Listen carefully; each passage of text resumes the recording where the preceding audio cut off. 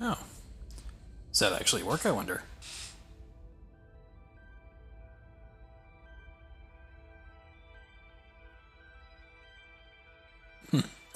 Splash is appropriate.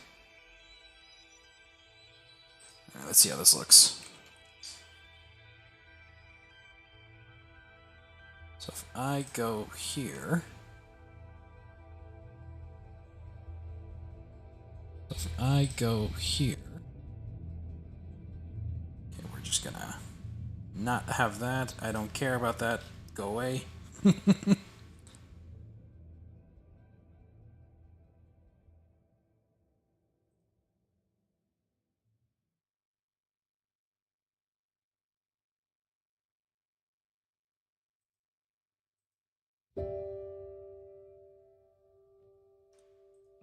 This audio sound, I wonder.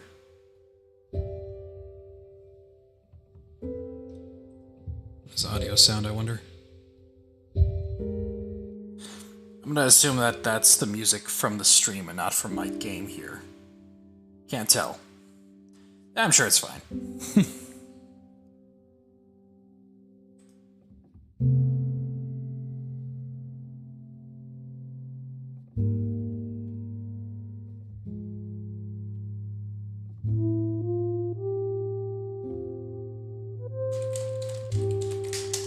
Change that not to confuse anybody. This is a test. Oh, perfect timing. Hello, Vavo. I'm not sure how you want to pronounce that, but yeah, this is a test. I'm looking into trying to do some live streaming here, namely for Patreon. But I don't know. I might do something for the channel as well. So I'm just working on getting all this set up. I could have probably gone private, but you know, I don't know how to do that. Hello, TobyCraft. Stream health, whatever that is. I don't know, basically just going through and seeing how all this works. Because this is my first time streaming on YouTube. I streamed on Twitch ages ago, absolutely ages ago, and actually I don't even think my warning stream's current bitrate, 2692 kilobits, is lower than the recommended bitrate. Yeah, we'll figure that out later. But yeah, no, I used to stream on Twitch quite often, but I don't think my Twitch channel is even around anymore.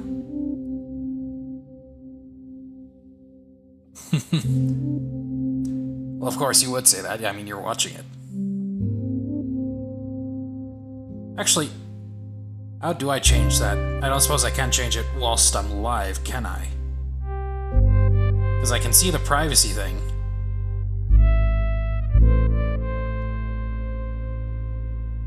I don't know.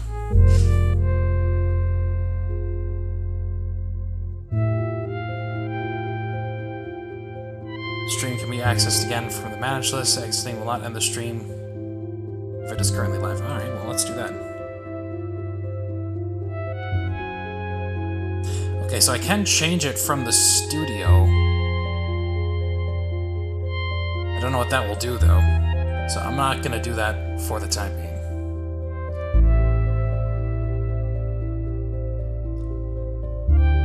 I don't know. Hello, Justin Shonit? Shunit? That's a name. Don't ask me to pronounce anything. I can't pronounce things to save my life. Sure, why not?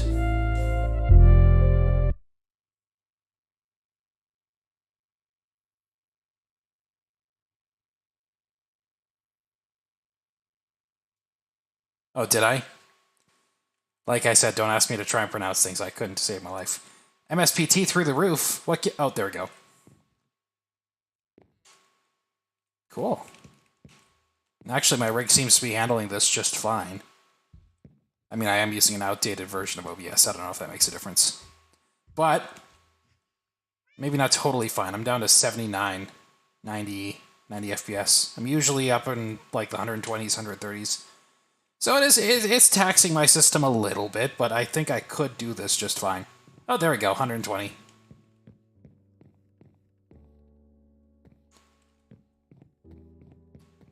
Where's the bed? I don't even think I have one.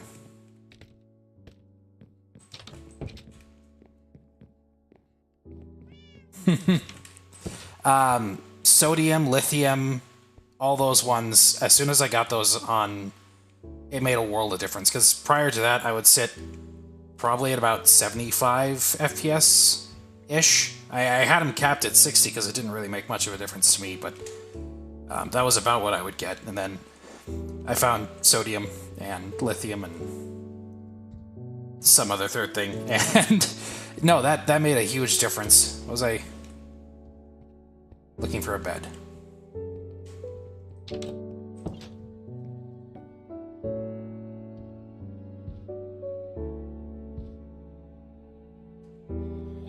Did you add a gate to your microphone? What do you mean by that?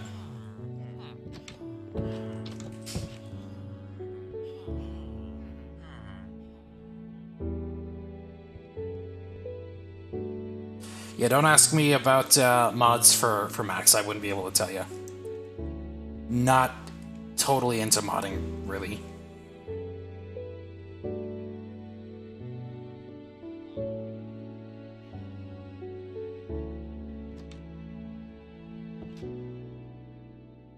Yeah, that's probably... I mean, that could be a number of things. One, I've got my overhead fan on. Two is... there is a slight... I don't want to say noise canceling. There is something up with my...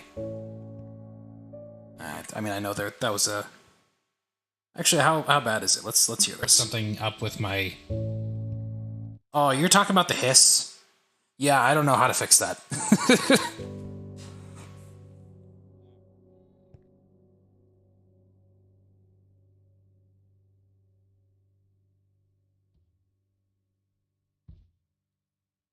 See, yeah, you talk about mod launchers and things. I'm gonna be honest here.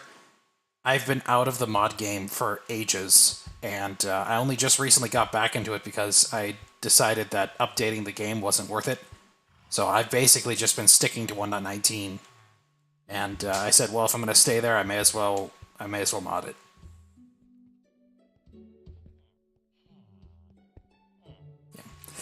Yeah, the mic I've got it's decent. I think I think it's the Razer Kraken Ultimate. It's good enough for gaming. I wouldn't call it expert quality. It's, yeah, it's just a slight hiss, and no, it's not terrible. I have to tweak the settings. I think the thing I was going for is more loudness, because my voice is not very strong. So I kind of have to boost it a little bit. Of course, if I bring the mic really close, then it, like, you get, you know, the popping noises, you get the sound of me exhaling. It's not too great. So you kind of have to keep it at a distance.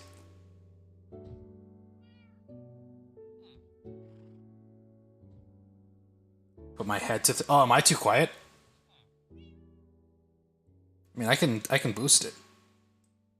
I just don't want to go too loud, because I know that, like, that hissing is going to be... Or are you talking about the hissing? You know what? I'm just going to assume you're talking about the hissing. Yeah, I'll figure it out later.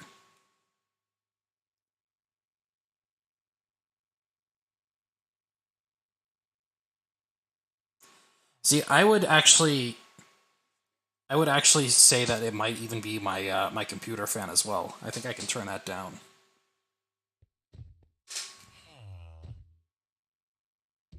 I don't think that makes a difference.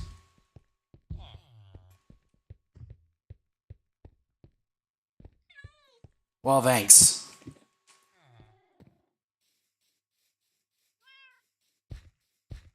Oh, I suppose I should read out. That's kind of a thing to do in live streams, isn't it? Read out the chat. Your voice sounds good. Thanks. There was something I was going to do in here besides the test. Don't know what it is. Can't remember. So we're just going to go for a minecart ride. Got it. Oh, that's what it was. I was going to show off the Distant Horizons, because I recently got that installed. You can actually see my base from all the way over here, and my mob farm all the way over there. So, okay, Freak Sam says, do you build computers in survival worlds? So here's the funny thing about that, right, is normally, no. But you can see I've got this rail cart thing going between various points in my world. Yeah, Cookie Can says there's the high pitch. Not much I can do about that, or at least not much I'm going to do now.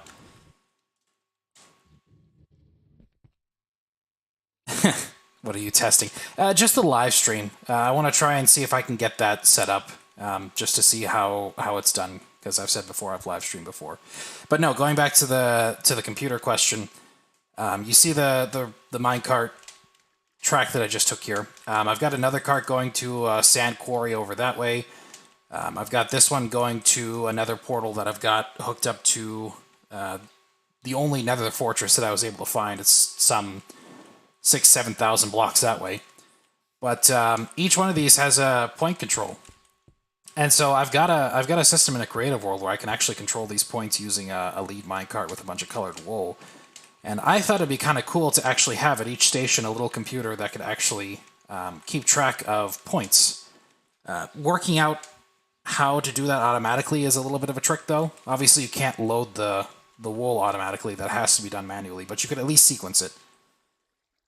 So, if I was going to use a computer in a single-player world, that's what I'd use it for.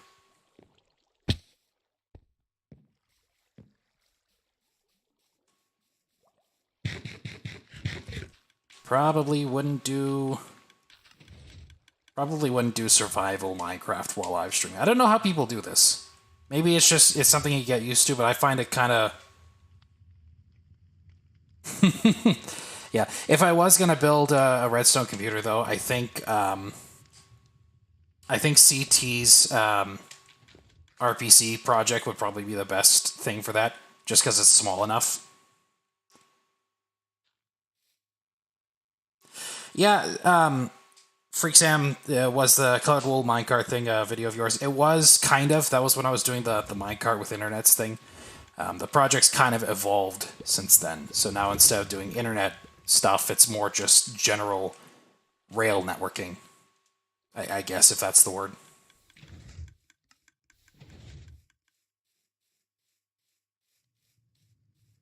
Oh, there it is. You can see it.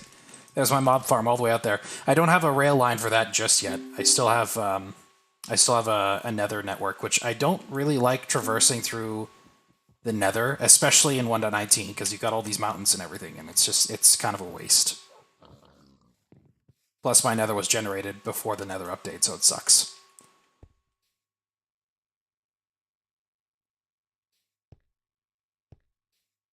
Yeah, I considered that.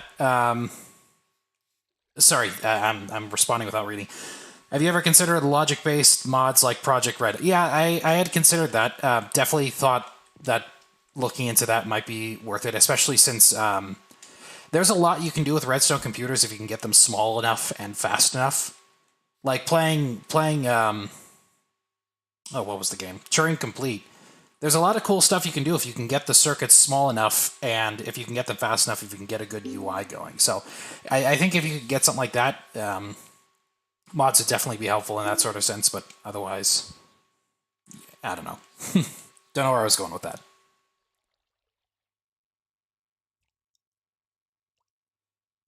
Really like the text processor I did years ago. You know, I'm still looking into actually building that. I haven't really picked it up as of recent, but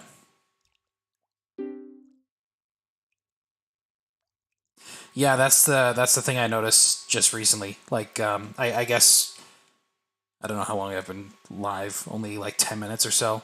It seems to be good so far. The latency isn't horrible. I think that might actually have more to do with my internet, because I'm paying for some kick-ass upload speeds. I best be getting my money's worth.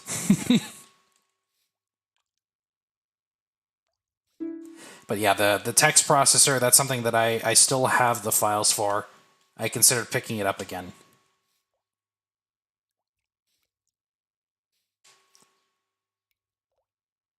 Yeah, that was okay.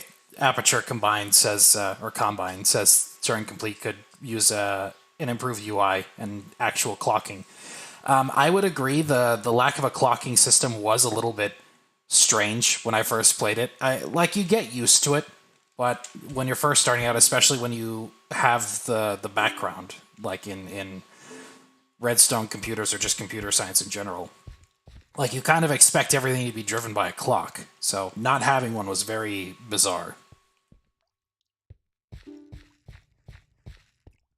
As for the UI, I think the only complaint I have with it was the assembler, or the assembly window.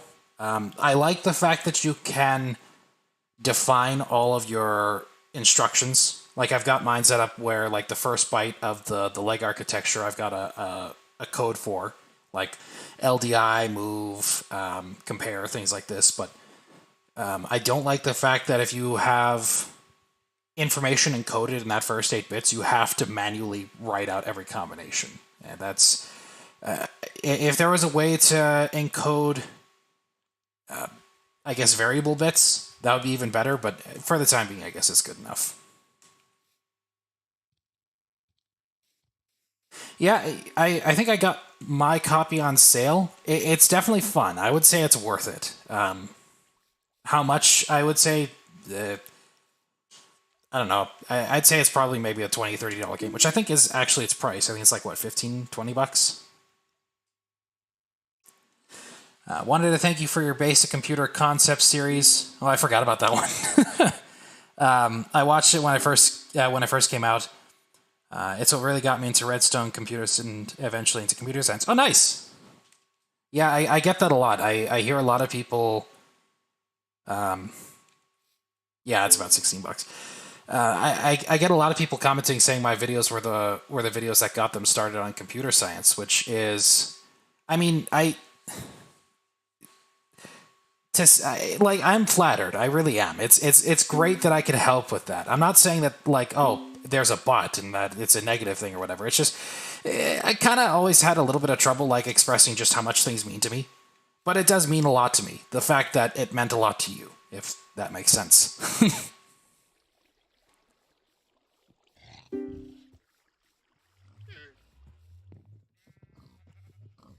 16 euros. I was going to ask what's that in dollars, but I suppose they're the same right now, aren't they? Currencies are weird. Yeah, I'm glad... oh, I gotta get used to reading these because there's nothing on chat. Or there's no chat window on the stream yet. But, yeah, your OG How to Make Redstone Computers really got it started. Again, I think I could have done better with those videos, and in fact, that was kind of what started the whole playlist, was just trying to do that again, but better. So, there's kind of like a... I don't want to say love-hate, but just like, it's good, but I could have done better. So, I left them up because I recognize that they are actually pretty useful. I just think that, well, I could have done better.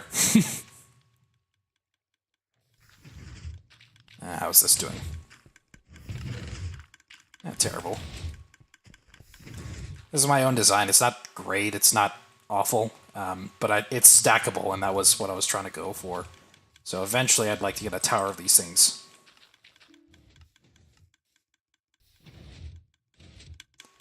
Main complaint with the UI was that wire management can be a pain. I'm assuming you're talking about Turing Complete.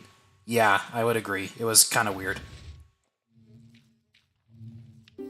Hello, MC Games. I'm assuming based on your comments you're new to the stream.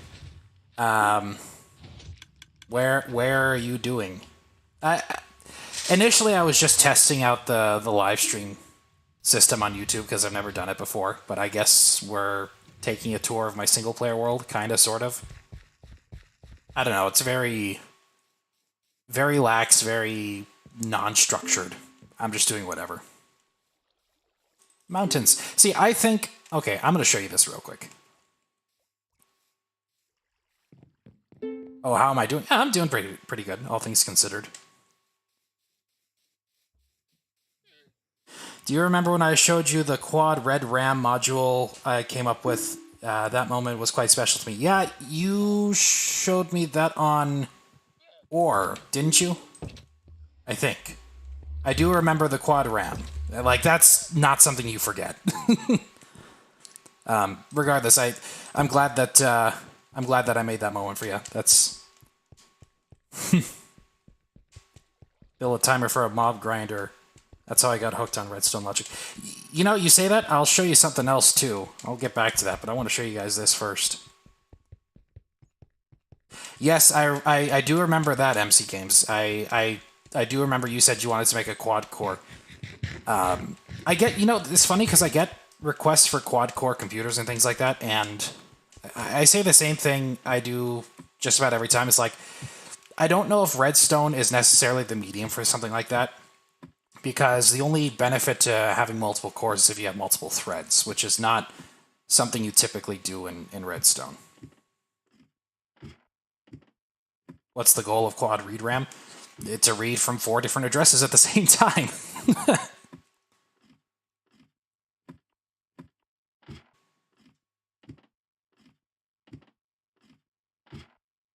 Yeah, I don't want to start sounding like Mr. Rogers with his, you know, remembering every single thing that everybody's ever done. Like, oh yeah, I remember you. We met 12 years ago and we had, I don't know, steak and mashed potatoes for lunch sort of thing. Like, I'm not quite to that level, but there are some things that stick out to me. I do remember them. So check this out. This is the Distant Horizons mod. I've just found this recently, or actually I found it a while ago and just recently installed it. And this is what Minecraft should look like. You can see my little village all the way over there. You can see my mob farm all the way over there. I think my quarry's like over there. Studying software engineering, worked on Domatics? I'm not sure what that is. Enter job and got inspired to keep going. Oh, nice! I considered doing firmware work, but I haven't gotten into that myself. Yeah, Distant Horizons is a great mod. Like, I have, I think I have active chunk generation set to only within, you know, within the loaded chunks. So all this stuff I kind of had to run around to load, but it still looks great nonetheless. I really do like how this came out. There's a bridge that's way out over there that crosses this ocean. Prior to the Distant Horizons mod, you couldn't see either side of the bridge. With the Distant Horizons mod, you can see clear across. It looks great. Oh, there's a village over there. I didn't even notice that. Oh, home automation. Yep. Okay, that makes more sense. Really? Home automation, huh? So, is it more just integration with current home automation technologies, or do you guys make your own? Yeah, there's my rail line.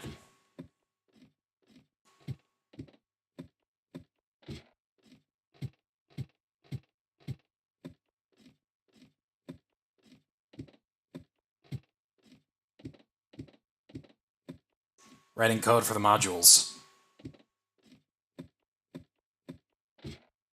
You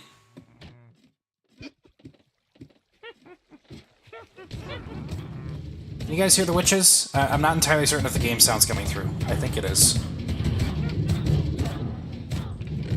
Cool.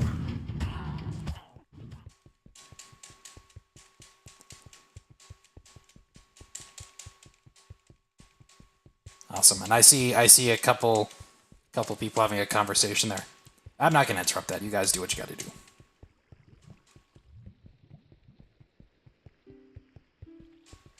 I think that's probably the benefit of being a slightly smaller channel there, is the chat is... It's chill enough that you can have those sorts of conversations. But who was it? Somebody was mentioning how they created a logic system for their mob farm. I'll show you this here.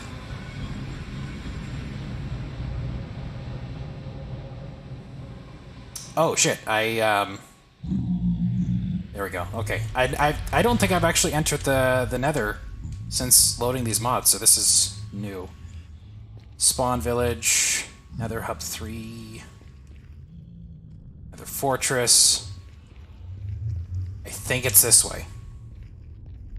I haven't been to the Nether in ages. I've forgotten all about this network that I've got down here.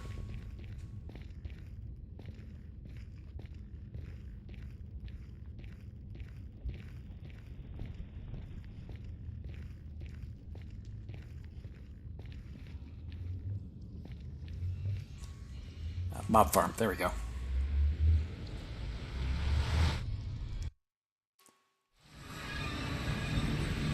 So I've got 4 mob farms here. I can't remember for the life of me who made this. I think it was Raiseworks or Tango Tech or one of those guys. I'm not entirely certain. But the way it works is it's basically a flushing system. So I made this early on when all I had was cobblestone and a couple water buckets, because this kind of farm is cheap. It basically flushes mobs with a single water bucket. Basically, the water comes down these sides here, splits off into all the levels and flushes the mobs down onto magma blocks down there. And the problem I had was there's basically 4 stages that these mob farms. Oh, somebody left. Scotty don't. Uh-oh. Or no, it's Scotty do.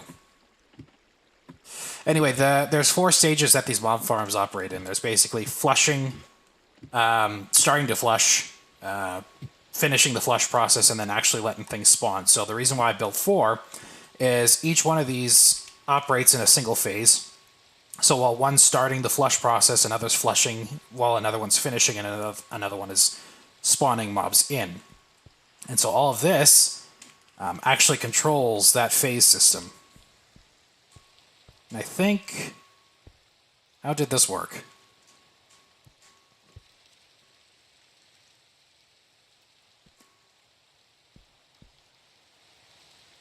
How did this work? Monostable here, so this goes to... Oh, these are T flip-flops. I see. Okay, so this is basically a counter system. How's the new computer project going? Not terrible. It's basically just a case of I'm not entirely certain how I want to start. I don't know if that makes sense. Like, I've got the plans sort of figured out, but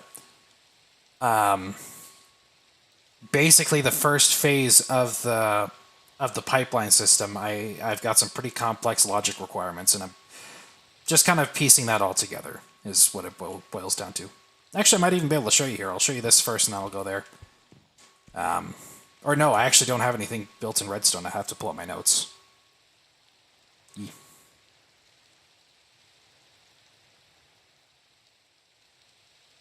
Just the roof is enough to block the light. Yeah, I think that was the reason why I kept the sides, is because, like I said, this is a flushing system, so water would spill out to the side. Wow, I don't think I've seen this part of the world before. How would you pipeline a computer? Hello, Bleeve. The name reminds me of Speeve. Anyway, this is basically just a 2-bit T flip-flop system, 2-bit counter. Goes into a decoder, which basically controls the phasing of the mob farm. Pretty straightforward. What was there was a question I was going to answer. How would you pipeline a computer?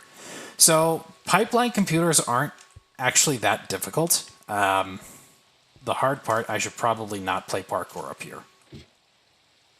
We'll just make our way down here as I speak. Pipelining is not difficult. From what I can tell, I've only really built one successful pipeline computer. It's very simple, very basic. But as long as your instruction set is simple... First person who thought of speed when reading my name. Yeah, I figured as much. Like when building if your computer system, if your computer architecture is simple, pipelining is pretty straightforward. The reason why I chose to go for a more complex instruction set is because I wanted that challenge, right? A simple instruction set and a simple pipeline computer is not too difficult to put together. So I wanted something... Oh, there is a bed down here. I wanted something that was a little bit more of a challenge, which is why I went for more of a complex instruction set with more complex timing, more complex argument requirements. I had... The initial idea was to go with something that was a lot more complicated. Like, I think I had interrupts and page systems and protected mode and hardware protection and all these things, and that ended up being a little bit too tall of a bill. So what I ended up going with is just dialing it back a little bit, The instructions, they can vary from 1 byte to 3 bytes in length. And I like doing that because that, honestly, you get... I think it's a lot more efficient usage of memory. Like, if you want a 16-bit argument in one instruction, but you don't want to have that varying length, what ends up happening is you have other instructions that... Music is really loud. Music and sound. Let's turn that down just a little bit. And it's still pretty loud. I can't hear myself think.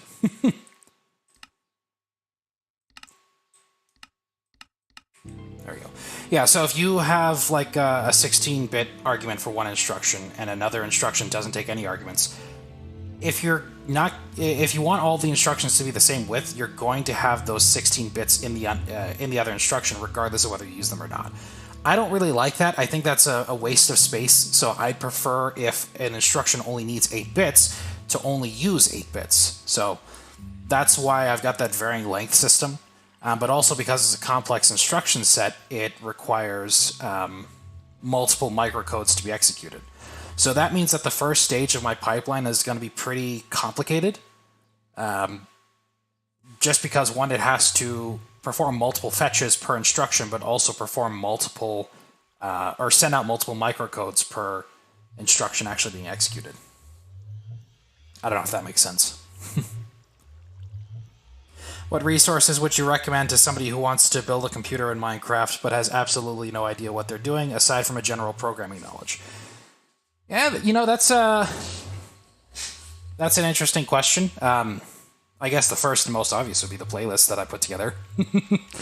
But I guess the series on this channel, yeah, basically, the playlist I put together. Those things, otherwise there's a lot of other videos from other channels. They offer a lot of good resources that you could take a look at, but the first step is basically just kind of getting a general idea of how a computer works, which is, it's not difficult, but the next step I would say is just go for it. What I ended up doing with my first computer is I had a general sense of how CPUs worked with the 8085, and so that was, my first computer was basically just trying to figure out how that worked. And so a lot of stuff was learned just doing that one computer, and then when I learned, like, oh, you could probably do this better by doing it this way, that was when the next computer came along. And so it's basically just a case of, you just build and learn.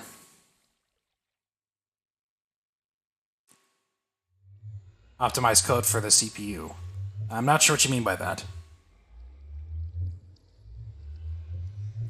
1 bit is for enabling read like to the data. Those are just instructions? Oh, for your instructions. I thought you meant like your data. Wasn't sure what you meant by that initially. What's the first Skittle bits? No, the first was Blue Wave. Then there was Blue Wave Mark II, and Blue Wave Mark II was actually sort of inspired by the Atmega 328, which is the main processor for the Arduino. That was the reason why it had all the ports and all the PWM modules and all this stuff. I was basically trying to build the Atmega, and that didn't work out too well. So the lesson I learned from that one is don't build it too big.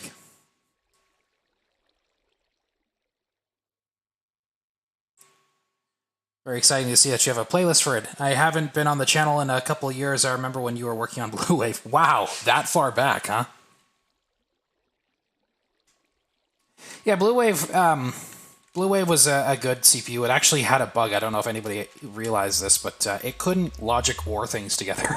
So I think I found that out when I was trying to build like a square root calculator on that computer, which it could do if you helped it along with the logic ORing, because it couldn't do that.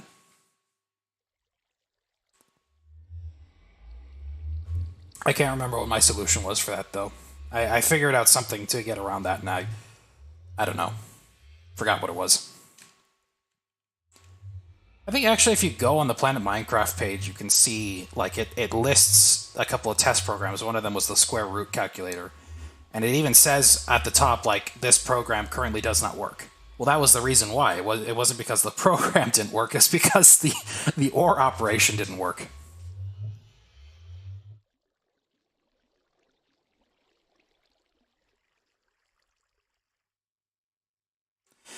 Starting out with Redstone computers, I built several calculators trying to absorb as much info as possible. Yep. So that's actually a good start. Calculators is not too far away from computers. All you basically need is just some way of automating the calculation process. So Series helped me to learn the ins and outs with the CPU so I could write my own C++ code to take advantage of things like cache and such. Yeah, having a much greater understanding of a CPU's basic architecture does help with programming. That was actually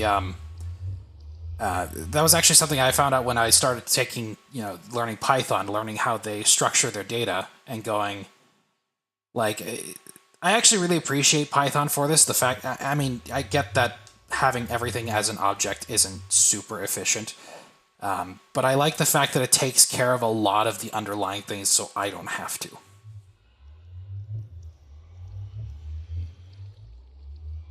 Should I start making another CPU? I got 2 weeks of vacation and just started. I don't know if you can make it in 2 weeks. You can definitely try if you want to do that crunch, but yeah, go for it.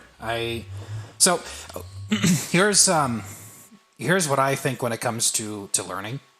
There is a cool test. There was a study that was done in some university. I couldn't tell you what it was, where it was, what it was. The way my head works is I remember the concept and all the metadata just gone. That just in one ear out the other. So I'll tell you about this. You'll ask, oh, where was it? Who did it? I couldn't tell you. But basically there was an experiment that was done by this professor at like an arts college. He split his class up into 2 groups, and he was doing a photography class, basically teaching people how to be good photographers, right? But he split the class into 2 groups. The first group was told they are not allowed to take a single photo until they've learned how to shoot the perfect photo, right? And so they were told that they could only shoot 1 photo. It has to be perfect, so study up, right? The second group of students he turns to, he says, you guys have 1 task, and that is to... I heard this in the Discord. Yeah.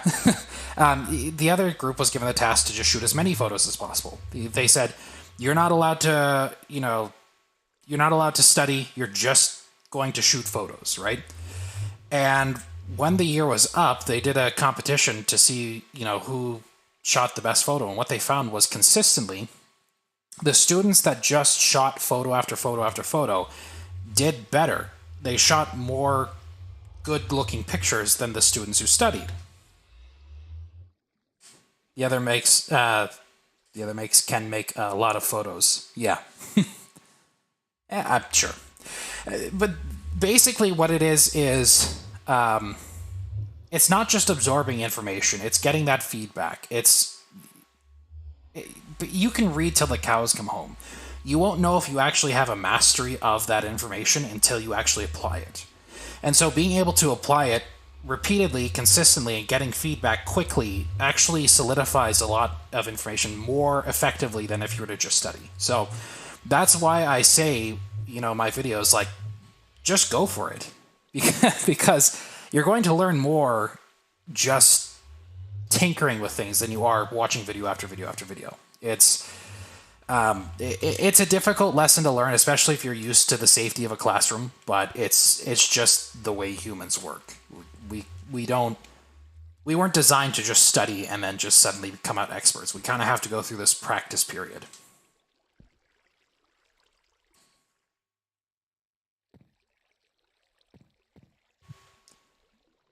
Questions? You can still see my base from all the way over there. I freaking love this mod. For your upcoming fastest computer project, how do you intend on getting the circuits needed? Getting the circuits, as in making them versus copying them from others. So, actually, I can show you that one. Let me go ahead and just save and close. Speedy computer.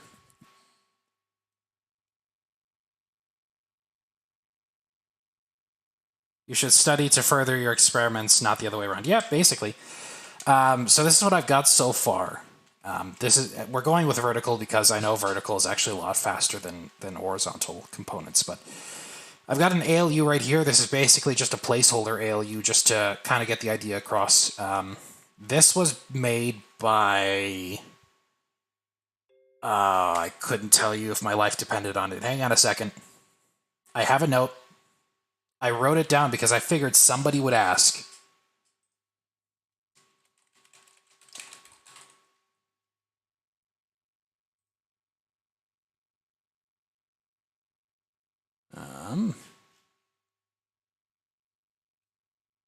Somewhere in here.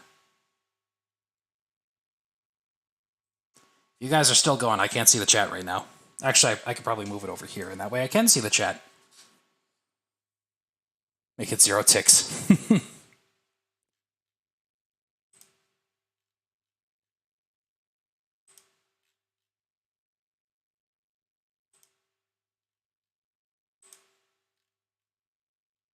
Computer pipeline, I think... Oh, what am I doing? I'm looking in the wrong place. Yeah, there it is. All my notes are right here. I play games. That's who it was. It's lowercase I, like iPod, I play games. So I play games created this this ALU, and I basically just borrowed it because it's decent enough that I can get the basic structure figured out. So this is basically a placeholder. Am I going to use it? I haven't decided. Maybe if it suits my needs, I'll probably use it, but if it doesn't, I'll probably customize it. 0 tick ALU. I think this one has a delay of, I don't know, things like 5 or 6 ticks, which is, I mean, 5 or 6 ticks for a 16-bit ALU, like, that's pretty damn good. The only delay, I think, is just between the two 8-bit carries. There is this refresh torch here, and that adds 2 ticks, so this could actually be faster if it was 8 bits. Anyway, the registers I designed myself. These are my own design. They're terrible. Don't look at them. I'll probably replace them if I can find something better. But to answer your question, am I going to do my own components or someone else's? It's probably just going to be a mix. If I can find somebody else's components that can do the job I'm looking for, I'll use it. Otherwise, if I can't, my strategy is usually to take somebody else's component and modify it so that it does what I need it to do. I don't think they're... Hello, Tobycraft. Hi. Oh, no, wait, no, it's Octanate. Hello. Yeah, so I don't think there's really any rules as to say that you should or shouldn't use other people's components. It's basically whatever works.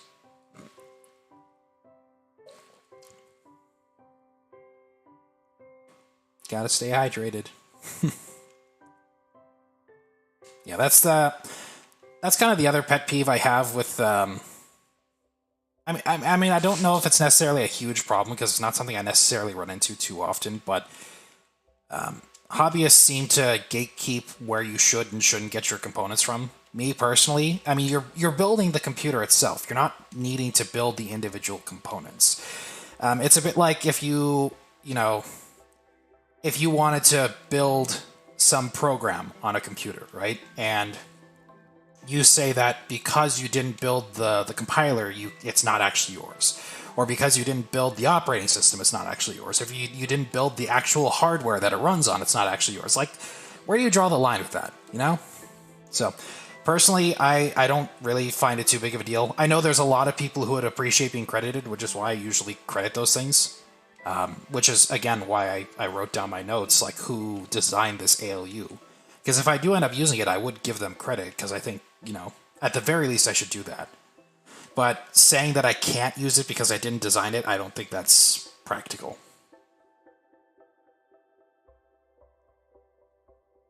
Feel proud when people use my designs. Yeah. I might have used some of your designs, Scatterbrain. I'm not sure.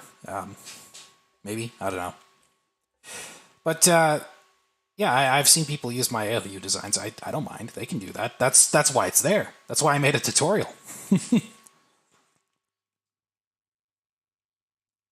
Anyway, this is, I think this is like 3 out of the 5 pipeline stages. So we've got register access, we've got the ALU, which is basically half of the execute stage, and then we've got write back, which is this wire right here, or this group of wires. I don't have much else past that. I don't have the state machine for decoding. I don't have the program memory for fetching. Those are what's going to come next. But I basically got to this point, I was like, I'm going to take a break.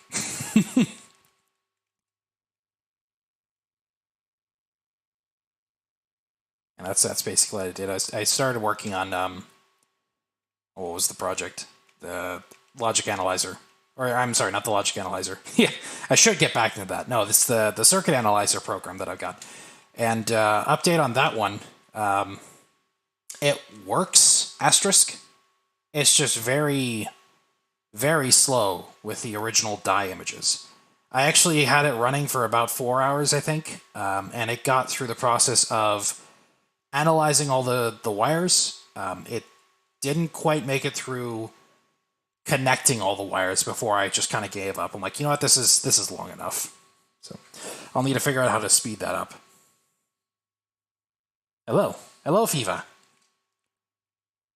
Do you teach by any chance? You know, I had considered it. Apart from my YouTube, no, I don't teach.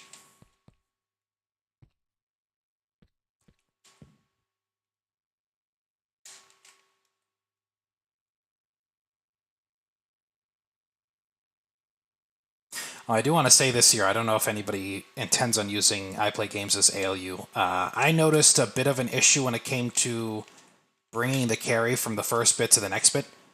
I think he has some kind of staircase system. I found that this repeater, or this comparator over here, would actually write to 2 different lines at the same time as a result. So I put in a torch tower. It doesn't affect the speed as much, too terribly much, but yeah, I just found that was a little bit of a bug with his design. If I borrow a design, I make a goal of understanding how it works before using it rather than blindly copy-pasting designs. Adds a sense of appreciation. Yeah, you can do that too. In this case here, like, I actually intended on just copy-pasting this in, because I literally just wanted a placeholder so that I could get things up and running, just to kind of get a sense of what it is I'm doing for the bigger picture. But I did actually end up going into studying just how this thing works a little bit, because, again, I found a bug with this design where the comparator was enabling 2 different lines at the same time when it shouldn't be. So I had to go in and understand how it worked to modify it to correct the issue. It's basically what it boils down to. You know, I considered taking teaching positions. I don't know, like, if I was going to do that, I'd probably do like more of a community center type class where it's basically show up if you want kind of deal. I wouldn't want to do it in a school settings for multiple reasons.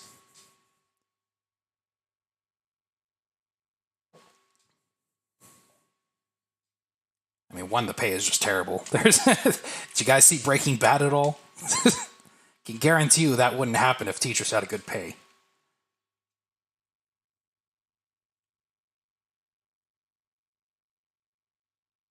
I'm looking at the emoji there from Mr. Ducks. I don't know what that is. Is that a pumpkin? What is that? You're only on season 3 of Breaking Bad. Wow. I mean, don't get me wrong, I started late too, but even still, I thought that most people had watched it.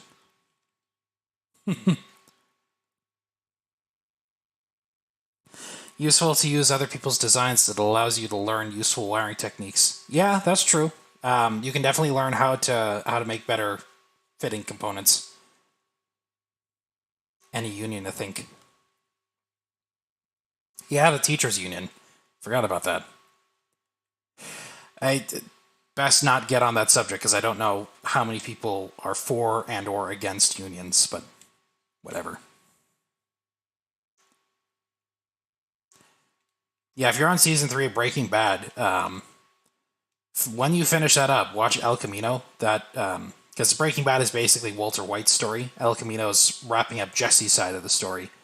And then watch Better Call Saul, because that gives you kind of a precursor to how Jimmy McGill becomes the lawyer, Saul Goodman.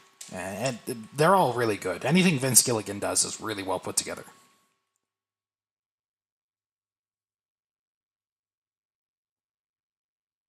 Of course, that's kind of off subject. Holy crap, even live for almost an hour.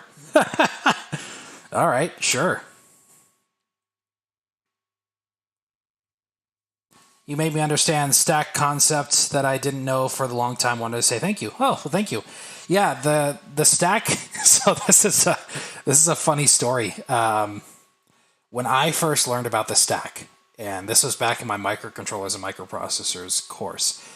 I could not, for the life of me, understand how the computer could make multiple sequences of calls when it only had one stack pointer, right? Because I was thinking that the program counter's address was being stored in the stack pointer register, not in memory being pointed to by the register, right? So I wrote this run program that only had one call at any given time, and they're like, you could do this a lot better if you use multiple calls. I'm like, how is that supposed to work? So yeah, you live, you learn, The assignment I got was about the stack. Nice. Yeah, I threw hardware stacks in there just because I figured that it would get the point across. But yeah, stacks are usually more for software.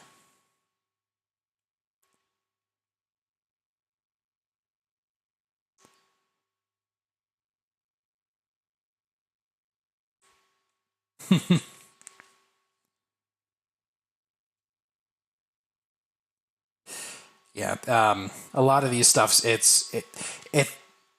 can be a bit of a trick to wrap your head around, because you're not dealing with just static combination logic, really. You're dealing with a lot of moving parts. Like, it's not just like, oh, you have this register and it stores a variable. It's like, no, you have a register that stores a variable that points to another variable, that points to another variable, that controls this aspect of the computer, and it's it can be a lot of, it can be a lot, especially with your new. I'm hoping that the videos I put together broke it down enough that it should be digestible. Anybody thinks about writing a C++ vector cache, don't put your things in standard pair. I no, I hear ya. I still have to understand it. I get that. There's two trains of thought here that I could go down. I'm not sure which one. My only exposure to C++ was a small course I took in early high school, so don't know a whole lot about that. I'll take your word for it, though. But as far as needing to understand things, yeah, I get that. I think that's just something we have to do, though. Just as us geeks, if we get our hands on something, it's not enough to know how to use it. It's we have to know how it works. And honestly, that's actually a habit I'm trying to break, because you can get a lot further faster if you learn to just use the tools that other people have developed, if that makes sense. It's the black box idea.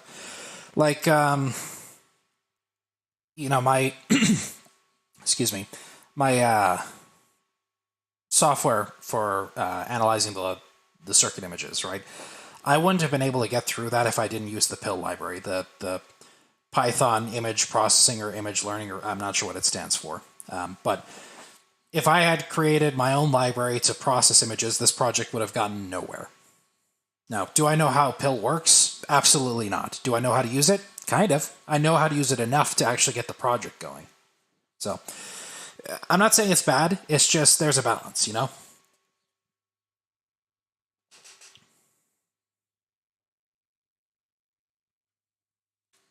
Imagine putting an image in cache instead of 4 bytes.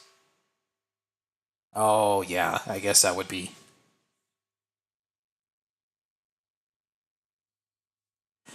Teaching yourself 6502 assembly. It's a lot of fun. Was reignited since Ben Eater started his series. Oh, that's right. Ben Eater's breadboard computer. I forgot about that.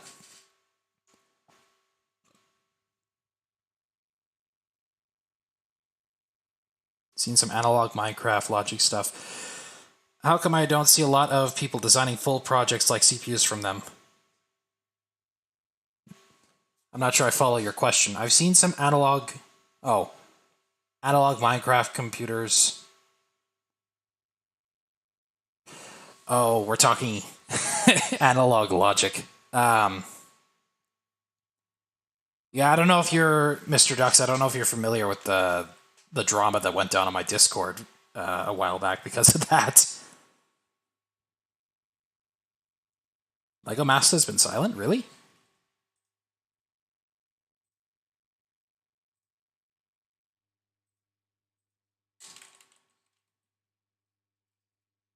Lego Master.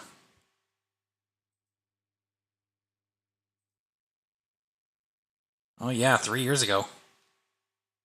Huh.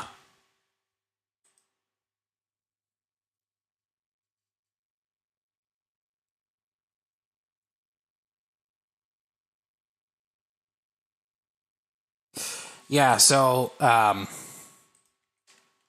don't know where to begin with that, but basically there was one member on my Discord that was not too happy with the idea of hex logic because it violated many definitions, which technically he was right. Like if you talk about set theory and binary operations and mathematically how things are defined, yeah, technically there's no such thing as a anything more than a binary logic system.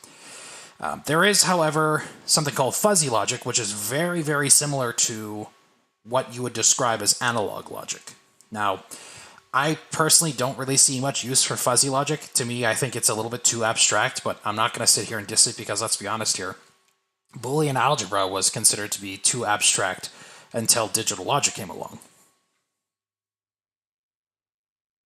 According to horizontal designs for computers, where could I learn the best vertical designs? Have a hard time figuring those out. Yeah, I did notice that. It seems like there's a lot of people who build with vertical designs, but there's not a lot of tutorials for that. Maybe that's intentional. I don't know. I know if you go to OR, there's a lot of resources. That's literally all I know. In fact, when I was building these registers, the reason why I designed my own is because I actually couldn't find a design for vertical registers. At least not one with a tutorial anyway. Quite some time ago, I made it. Yeah, I'm gonna put my glasses on. I wasn't intending on doing this for this long, so I didn't put them on. Quite some time ago, I made a device for programming the ROM using renamed paper in a chest as a sort of assembly language.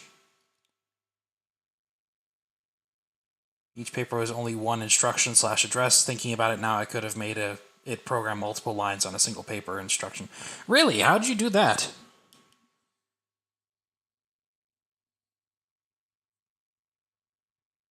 I'll be honest. I'm not sure how to pronounce that. Computer says that he's been on OR since 2015. Proud of how it is today. I'll be honest. I'm a member, but I haven't been very active. I should pop onto that from time to time at some point. I think the last time I popped on there was maybe 2-3 years ago. So I'm not too familiar with how it turned out, or how it is right now.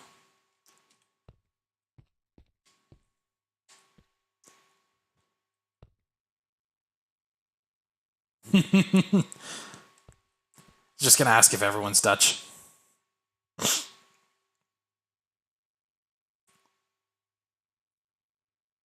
Just have a hard time chatting and learning that way.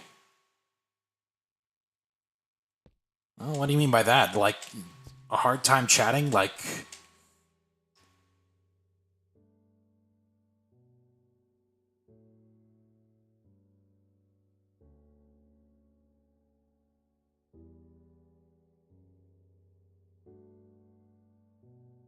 Akbar.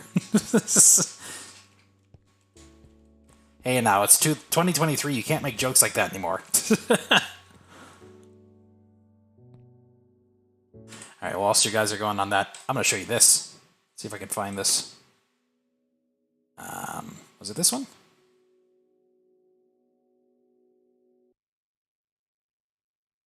Oh, yeah, it's nearly about to crash. Yep, it's definitely this one.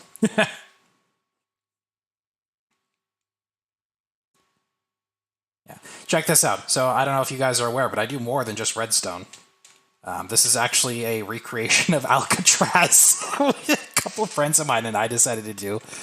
I loaded up this world because I wanted to see how it looked with the distant horizons, and God, I can't swear on stream. I'm gonna let you know I'm a major potty mouth, but like I could put a sailor to shame. But seriously though, like I thought that the distant horizons, like it does this map justice.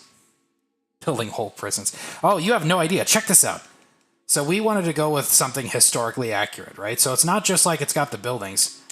It's got Enderman griefing as well, and a full interior. So here we've got A block. We've got B block and Michigan, I think this was. Broadway between B and C block.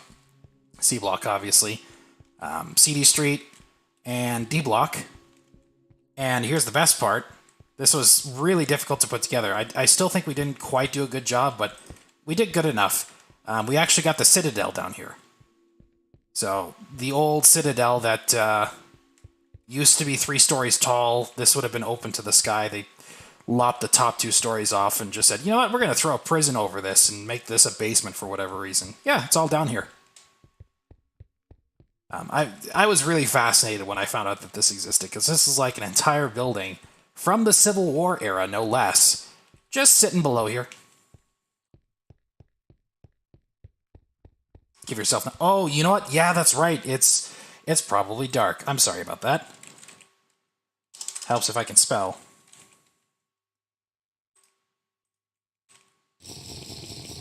Noob. Well, what do you expect? I haven't streamed since I don't know how long ago. Anyway, Citadel with night vision this time. And we've got the center hallway, the 2 wings. I'm seeing crying emojis. I'm not sure what that's about. This is decent. Like, it's got the shape, but it doesn't quite have a lot of the details. Yeah. I'll come back to that here, because I've actually got a single-player world where I actually tweaked it a little bit.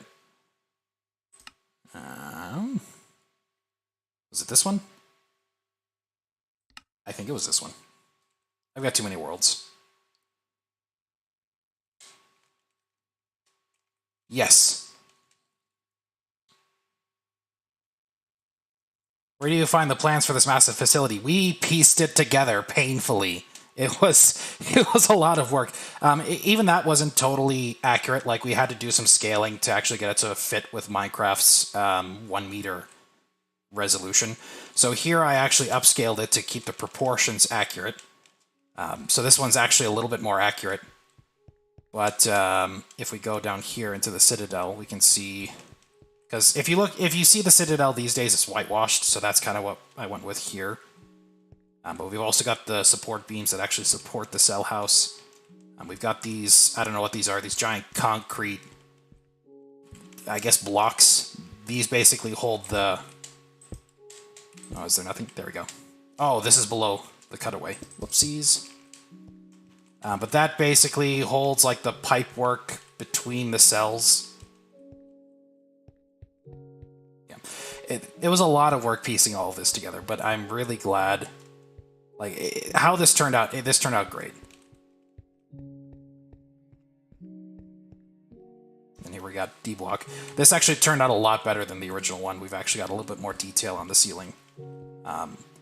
Placement of the cells isn't totally accurate, but it's good enough.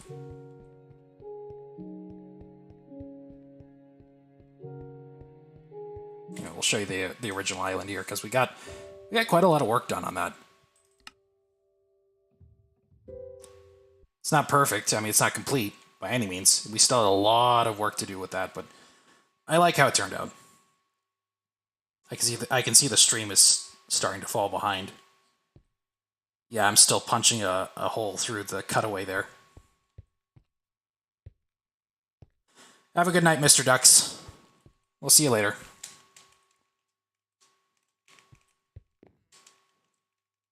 We'll show you this here.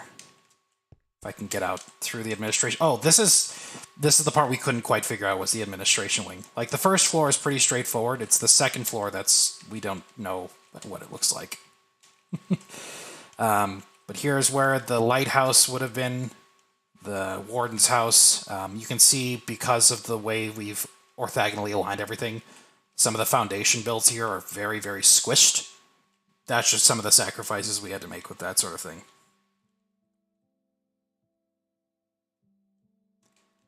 Here we can see this is sort of like the guardhouse, the library, the boathouse, except the boathouse is gone now. It's been removed. Building 64. Got the old postmaster house, the quartermaster house, water tower. I actually did the bracing here. It doesn't look too good up close, but from a distance, you can tell what it's supposed to look like. And then here's another thing that's, again, more the historical accuracy thing. So here's the rec yard. Everybody knows about the rec yard. How many of you know that there are barracks underneath it? Or not barracks, I'm sorry, batteries. All this is made in creative. This one was actually in survival. So this one we were working on for a while there. We eventually just kind of lost interest. I kept a copy of the world because I figured I'd pick it up in creative at some point. Batteries. Yeah, so we're talking old school batteries back in the Civil War era where they would store shells and gunpowder. So they basically had just a small room in here. You can imagine barrels of gunpowder would be stored here. Yeah, those kinds of batteries. There was also guns that would have been mounted here. There would have been another set here, and then a third set right over here. This set didn't get finished. These sets got buried. But they are still there. There was an archaeological, I don't want to say dig, but just sort of like a scanning, where they look to see what the, using, what's the word I'm looking for? Some fancy schmancy ground penetrating radar thing where they looked underneath to see if it was all still there. And yeah, it's all still there. Did you study electronics and electricity? Yeah, I took a 2-year course in electronics. Didn't really do much with it, though. Like, every job I took since then did not have much to do with electronics, apart from, like, a superficial sort of understanding. Like, my first job after college was in testing equipment assembly, where I would actually assemble electronic equipment, but I didn't do much after that. And then my more recent job was printer repair, which does take a little bit of understanding of electricity, but not much.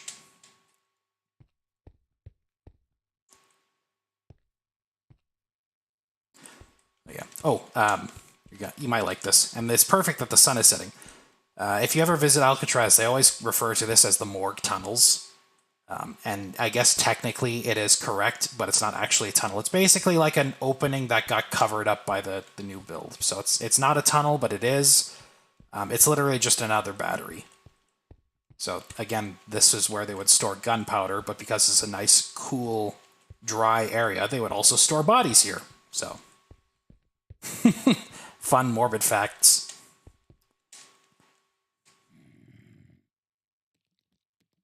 What else is there? Oh yeah, I had a friend show up late to the project to help with the landscaping.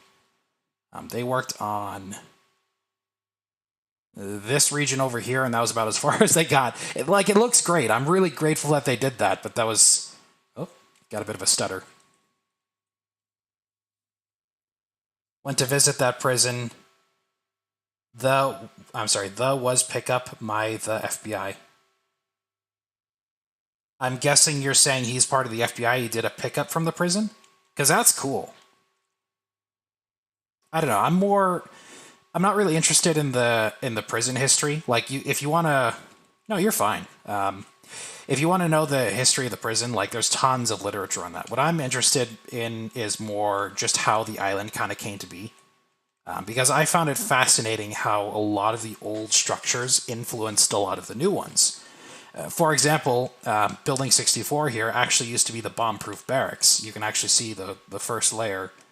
That was the original barracks. They would have had guns pointing out of here. Soldiers would basically sleep in here. And then later they built the apartments over top it. He was picked up by the FBI. Oh boy. Yeah. I'd say the project came along nicely. I would have loved to have worked on it more. Obviously, there's a lot that's missing, but it still has the right shape. It's got the right look. I really like how this project came along. Now, will I ever finish it? Probably not. Maybe. I don't know. Sugar powder. Oh, you mean booger sugar? Battleship Island. I am not familiar with that, actually.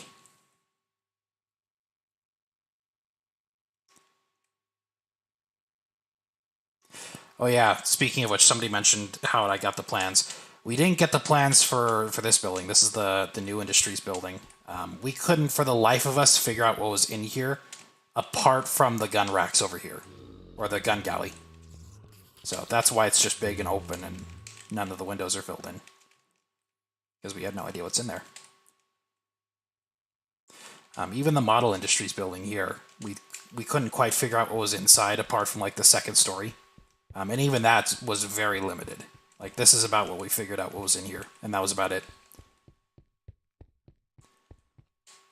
Supposedly there was another room.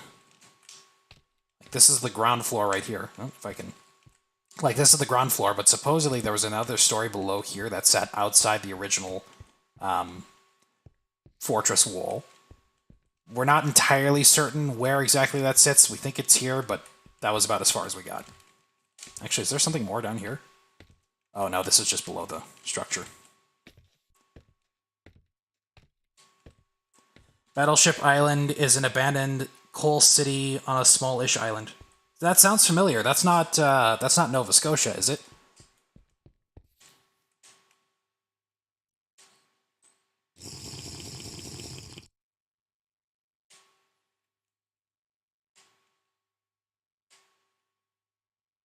Like, if it's not Nova Scotia, I want to say it's probably wouldn't be served anywhere in the Siberian era. Maybe, I don't know. This is the first time I'm hearing about this.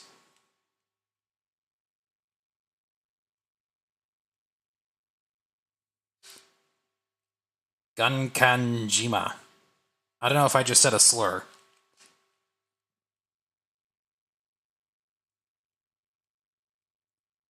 Oh, off the coast of Japan. Oh, really?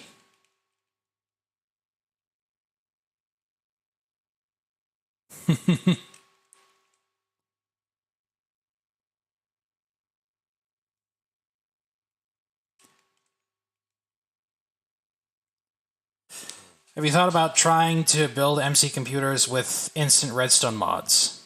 That would increase performance significantly. Yeah, while chewing up my actual computer's performance. Yeah, I hadn't thought about it. Like, I don't know what I would want as my ideal computer mod, right? I would want something that feels vanilla, but has a lot more processing power and a lot more functionality. Yeah, basically Fanscoper. You know what's funny is when I first got the Distant Horizons mod, I turned off the generating false chunks outside of the loaded chunks because when I initially had that, it shot my CPU usage up to 100%, and I could smell my CPU. Like, you know your CPU is hot when you can start to smell it. And it got to that point.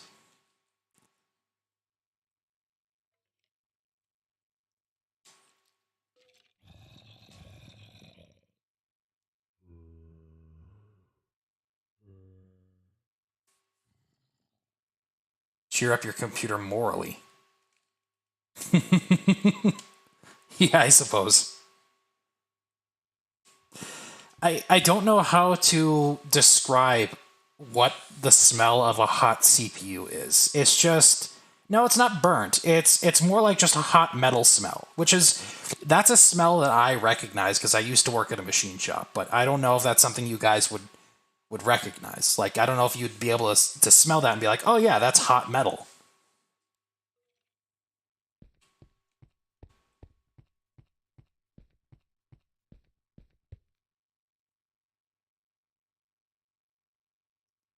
Ooh, that's a cool effect. Combine that with the blindness from the warden. I wouldn't... Well, maybe. So with solder, the thing you're smelling is usually the flux. I wouldn't say it smells like flux.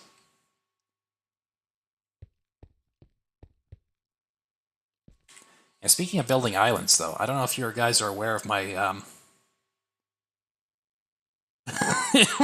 I'm trying to smell it. I don't know if you guys are aware of my plastic beach replica that I made years ago. Oh, where is it?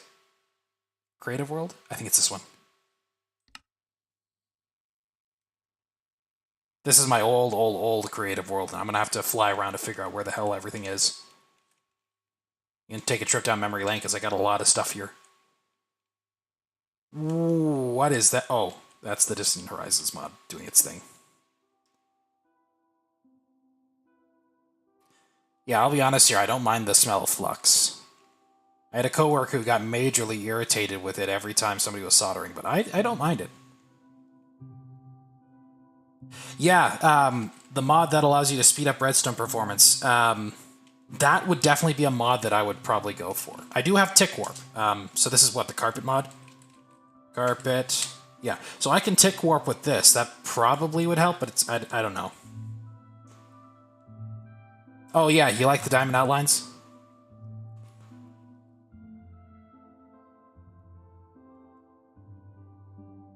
Alright, actually we could probably, whilst we're on our way to the plastic beach, I'll show you this here. This is, I think this is the Fat Stacks project.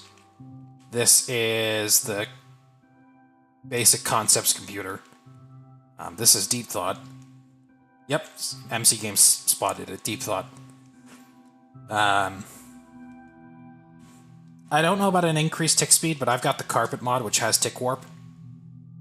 Noob is live. Hello, Orphan Obliterator. How's it going? Skittlebits. You know, and here's the funny thing, is I forgot about this project. This was actually between Blue Wave Mark II and Skittlebits. I don't remember what the intention of the computer was, but I had the register file figured out. General purpose registers. I had the ALU figured out. Somewhere. Yeah. ALU. Yeah, and of course, I think somebody beat the record already. Yeah, I had a bunch of different components. I just couldn't figure out the control logic. I could probably revisit that, but I don't have any documentation, so I'm not going to bother.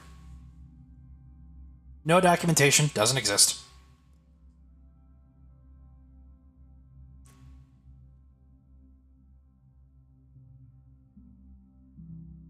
I think somebody beat the record for for Deep Thought. I don't know. I can't remember. There's Blue Wave. And the Plastic Beach, there it is. This is the first iteration that I made. This fun fact, this was the first build I ever made in Minecraft. And I thought it was so special that I actually grabbed it from my old world and stored it here. So this is the first iteration of the Plastic Beach. This is the second iteration. And up there is the third.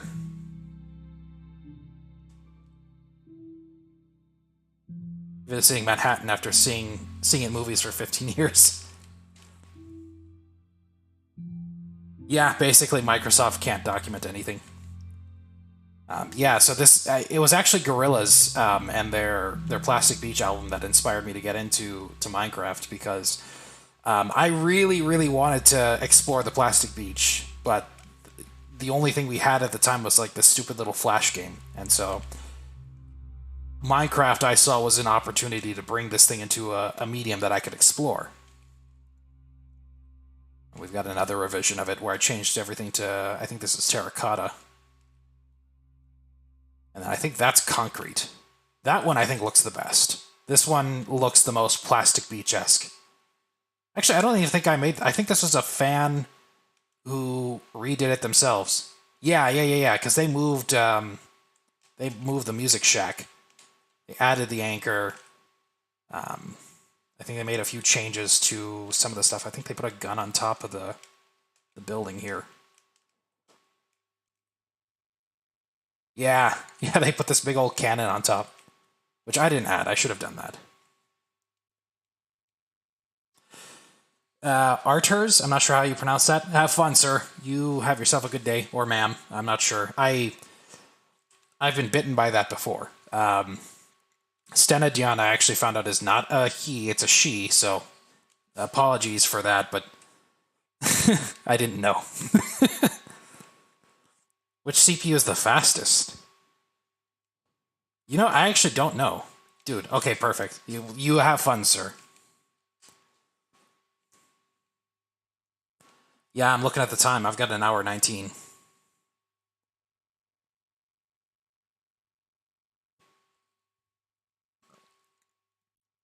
Speed is key. Yeah, you are correct. Speed is key. Clock speed definitely makes a difference, but of course it also matters how much the computer can do per clock cycle.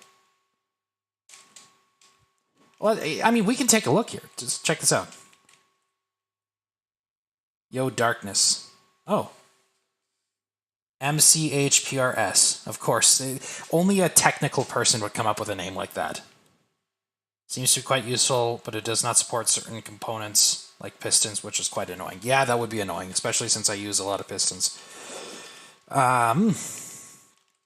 So here's the clock for Blue Wave. That's got 1, 2, 3, 4, 5. Okay, those are not full. So what's that? 2 each.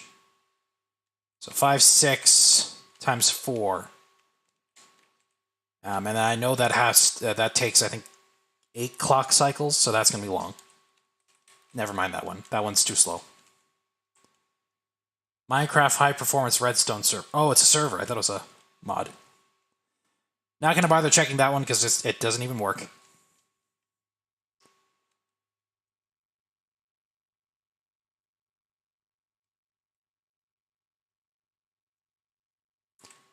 That one's 24 times 8, which is a lot. This one is...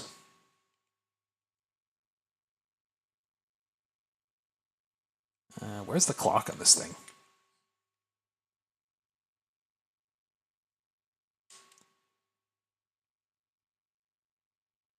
Yeah, you know, the comparator doesn't make much of a difference in the grand scheme of things. Believe me, if you're talking like 1 to 2 ticks, yeah. But if you're talking like that one's God knows how many ticks, not gonna. That's too far. That's not the. That's the other model. Clock. Where is the clock? I think it was over here.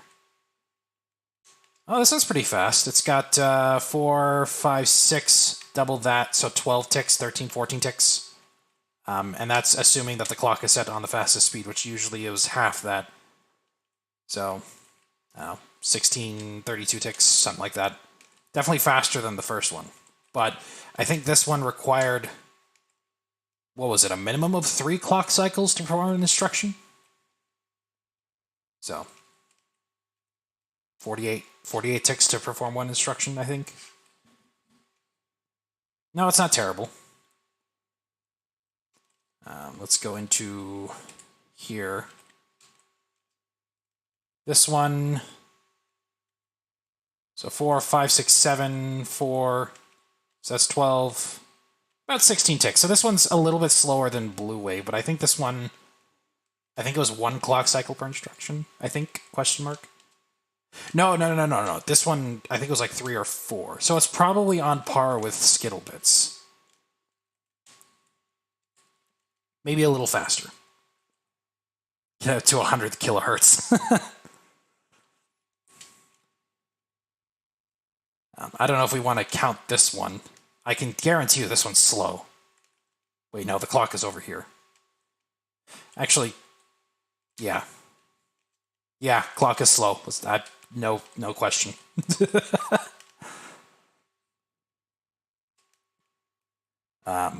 Then we have the Fat Stacks project. This one, again, this isn't even finished, so I don't know if this is a fair comparison. Where is the clock? Is that the clock? I think that's the clock. That's the clock, and it's pretty well. Okay, I had a lot of repeaters for variability's sake, but let's see here. 4, 8, 12, 16, 30, call it like 32. Okay, so slower. Again, I don't know if that's a fair comparison because this computer's not finished, but so far it looks like it's a tie between Blue Wave and, or sorry, not Blue Wave, Skittlebits and Deep Thought. I have a plan for an infinite hertz computer finished. Oh, I think you were mentioning that on my Discord. I'm not going to say I understand what it is you're doing, but you do you.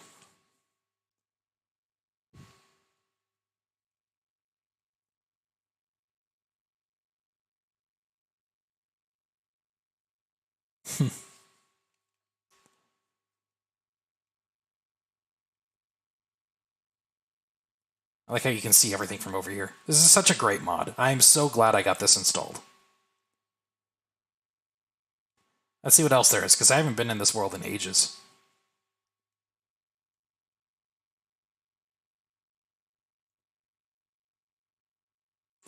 I can see a couple mini games that I put together. This was Spanfuder der Toten, which is like a play on of Kino Toten. Basically a zombies, round-based zombies map kind of deal. I don't know if it even works anymore. This is back when games weren't made with command blocks, they were made with actual redstone. You got the mystery box, the Bible doors. You got sort of a pack-a-punch in here. Dual-core redstone. Been using Logisim. I think at some point be ready to add another core to my most recent CPU. Oh, really? So again, I've said it before, like, I don't really see much redstone greater than command blocks. You know, this was... Oh, maybe it did use some command blocks. Not a lot, but some. What was I going to say? I had like 2 trains of thought that were going there. Yeah, this was good. It wasn't super great, but it was good. Feeding the signal back in time. Yeah. No, that was the one thing I never really fully understood with dual-core systems. Like, I get the idea, but playing with them doesn't seem to be too practical unless you have, you know, a multi-threaded system where you have, like, multiple threads actually being executed. This was my Slender map. Slender remake. Zero-tick sync is hard. I think this was FNAF. Yeah, I'm pretty sure this was... Yeah, this was my FNAF remake. Good stuff. You know, I'm actually really proud of this map because this is the one where I figured out how to create multiple buttons using trapdoors. And it turned out really well.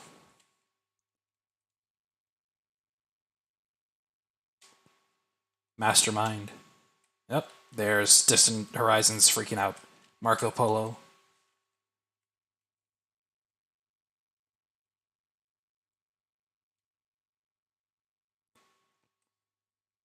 Comparative priming is extremely directional. See, that's the thing that kept me from getting into a lot of that stuff, like zero-tick, comparative priming, instant repeaters, all that stuff is like, yeah, you get a huge boost out of your computer, but it's such a pain to get set up. Personally, I don't think it's, you know, I don't think the benefit is worth it. Like, I'm more than fine waiting a second or two for my instruction to execute.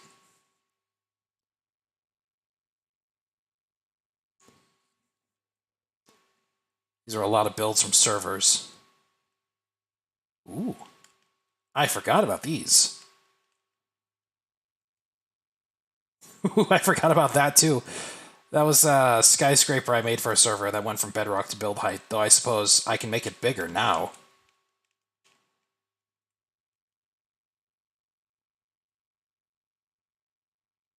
Master-slave configuration. Master-slave configuration for what now?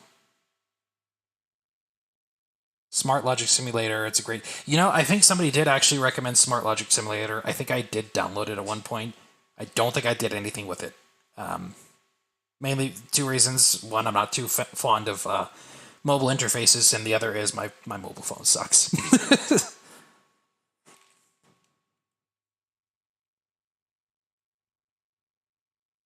Is this... Oh, this was never finished. Oh, well. Oh, wait, I thought I did finish that.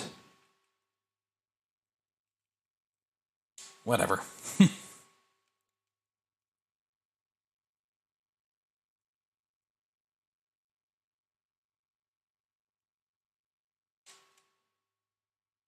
I still like how that turned out, though. This is, I know I'm just rambling off about random crap, but I'm going to show you this anyway. This is, back when I had a Realms. A couple of friends of mine and I, we spawned in, oh, what is that forest called? I don't know. It's the one with these kinds of trees, the big ones. And so I built a tree house around one of the trees, did my best to kind of maintain the tree. I think it turned out pretty good.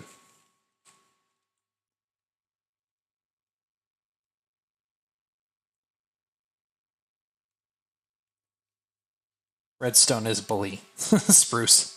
Oh yeah, the spruce forest. Is there any interesting hardware that comes with running multiple threads on single core, or would that be done with the program? I'm not sure what you're asking. Is there any interesting hardware that comes with running multiple threads on a single core? Yeah, I would say hardware protection is what you'd probably need. So when you have multiple threads running on a single core, you don't want the programs reaching into other programs' memory and messing things up.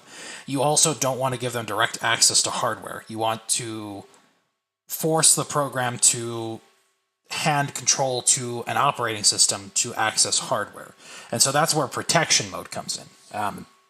That's something I've been wanting to build a computer for a while, but it never really had a good computer to build it around. Hyperthreading. There is hyperthreading, yeah. Yeah, you can have hyperthreading. I think that's basically just an extra copy of registers. Permissions levels. And that's the other thing I'd want to play with when it comes to protection modes, is there's different levels of protection that you can have. And I've never been clear what exactly each level does. I've always just been clear on protected, not protected, you know?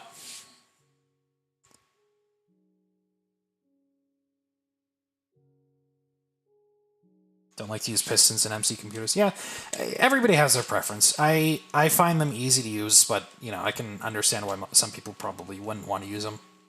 I mean, quasi-connectivity is a glitch, technically.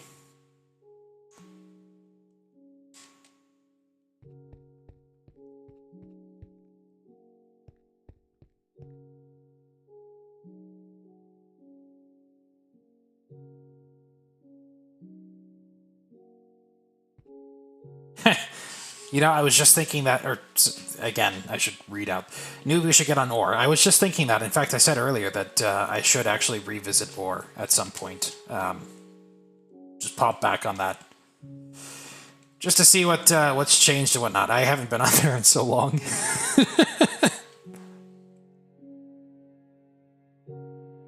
It's not a bug; it's a feature. No. Quasi-connectivity is definitely a bug.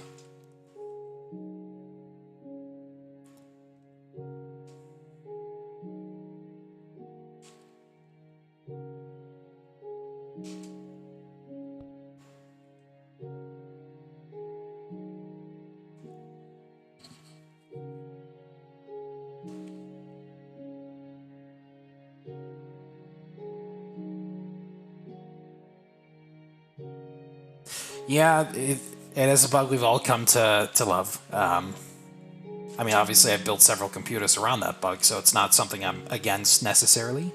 Java moment. Hey, you know, say what you want about Java. Actually, you know what? I don't know much about Bedrock. I just know that there's some weird behavioral things about Bedrock that's not as good as Java. So I don't know exactly what that is. I'm just gonna say that Java's the OG. Seems to be doing everything better. I'm gonna go leave it at that. Darkness is a Bedrock fanboy. I think you have had that discussion on my Discord before.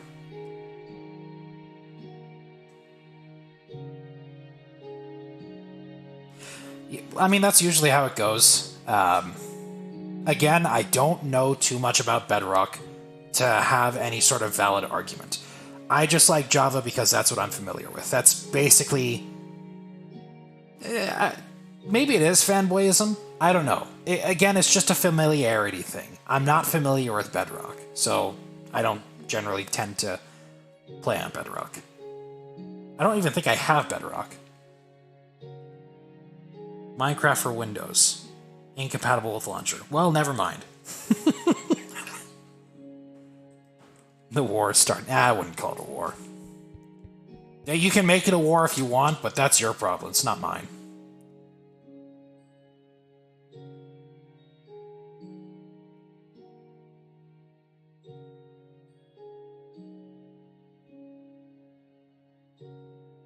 Yeah, I was just looking at that at my launcher. Apparently everybody does have Bedrock, but I've never played it.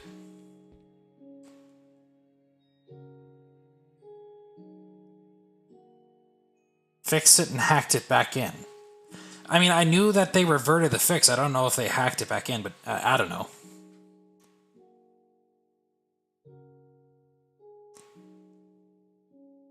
Yes, I was aware that they removed Quasi, and then everyone got mad. I was aware of that.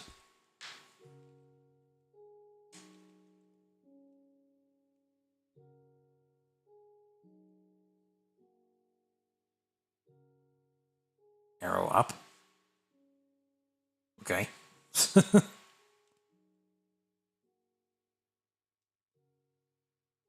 I forgot what's down here. I know there's something down here. I think this was my storage system. Never went anywhere with that. Don't know what that's for. Ah, the minecart internet. I forgot about this. Well, I mean, I didn't, but I forgot that this was here.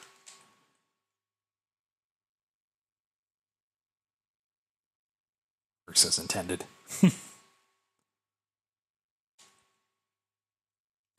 Yeah, I should sign into Oregon myself, like I said. I'll do that eventually. At some point. Maybe.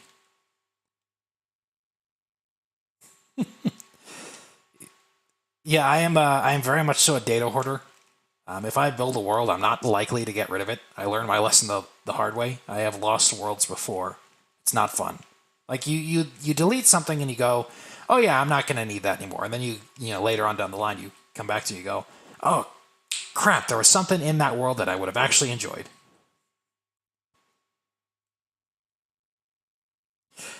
Mr. Fox Tech. When building farms and survival, I just YOLO it. Yeah, everybody has their own way of doing it. I really should YOLO it myself, really, because I think I would have a lot more fun if I did. In fact, I actually did kind of. I did a half and half. I'll show you this here. I think it's this one.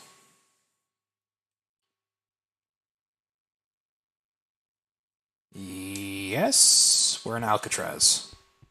Oh. Yeah, we're in the right one. Okay. Come on. Hitting the wrong keys left, right, and center. So I had an idea for a furnace array that I kind of built in creative mode and then couldn't quite figure out the logic, so I started building it in sorry, other way around. I started building it in creative mode, survival mode. Started building in survival mode. Couldn't quite figure out the logic, brought it to a creative world. Crow King. Hello. That's play on words. That's funny. But yeah, the idea behind this furnace array is kelp blocks. They can smelt 20 items at a time. And so what I wanted was a system that could dispense 20 items per furnace. And then when all furnaces had 20 items, go back to the first one. But only do that if it had 20 items, right? Because if you throw 19 items in a furnace, you waste that kelp block. So that was the idea. If you scroll up in Spectator, you can fly super fast. Yep, I was aware of that. I just don't do that too often. Yeah, so that was the test rig that I put together to figure out the logic.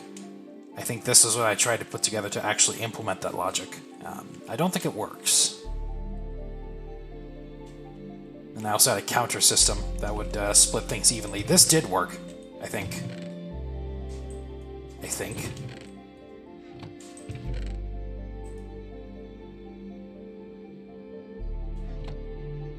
So this should split at 2020. Yeah. 1920, 21, 22. Never mind, it doesn't work. Of course, as I say that. Alright.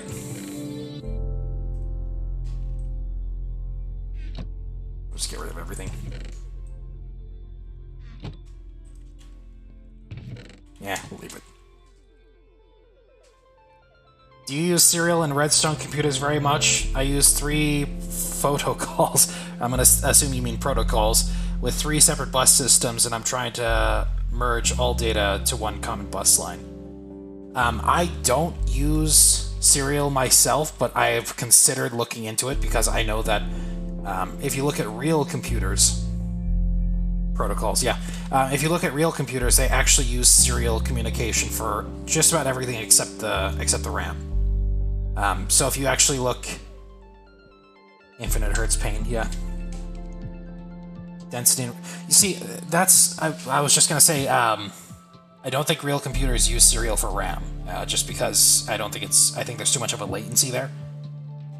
But I know with I/O they definitely use serial, and you can actually get faster data communication with serial than you can with parallel. I know that seems backwards.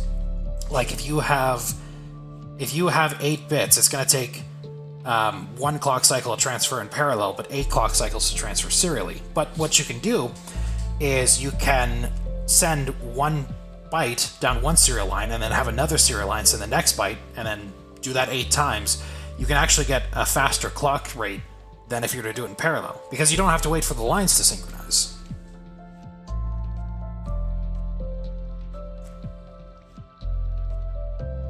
Yeah, MC Games said it there, no sync needed.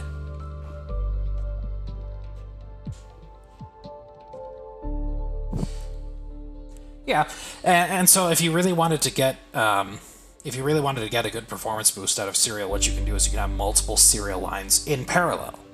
And that would allow you to transfer data much faster than if you were to do it in parallel.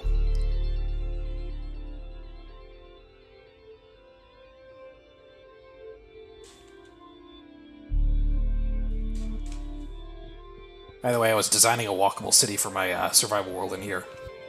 The buildings are repetitive, but I was just kind of trying to get a feel for the idea how this is supposed to be. What do you guys think?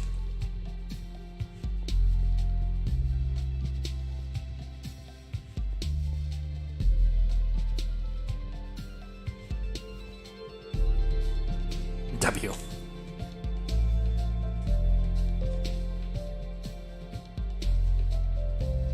Transfer 8 bytes at a time.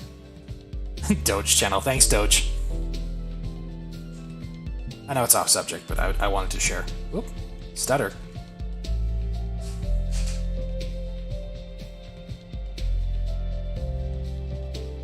Eight lines of serial to transfer 8 bytes at a time. Yeah, that's basically the idea. So if you... I'll block it out here. Like, yeah,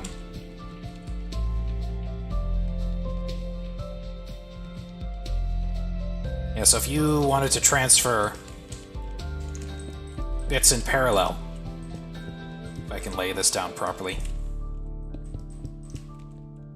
the speed at which the transfer rate can occur is dictated by your slowest line. So say that this line is pretty slow.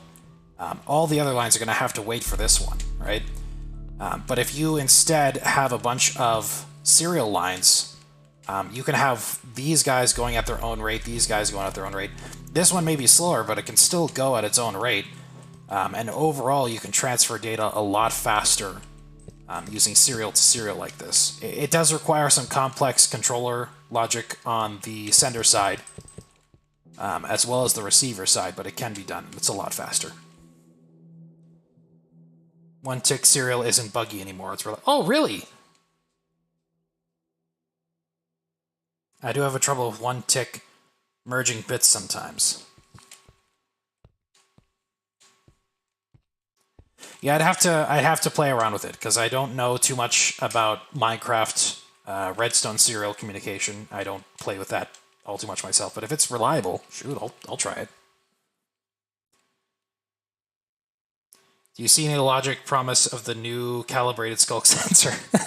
Yeah, so funny story about that. I have no intention of upgrading past 1.19.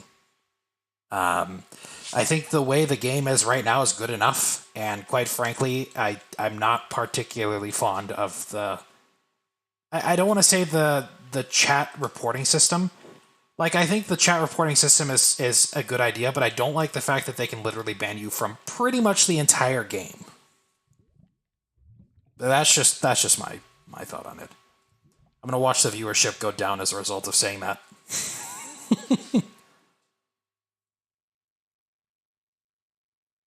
Been trying to use it in memory transfers.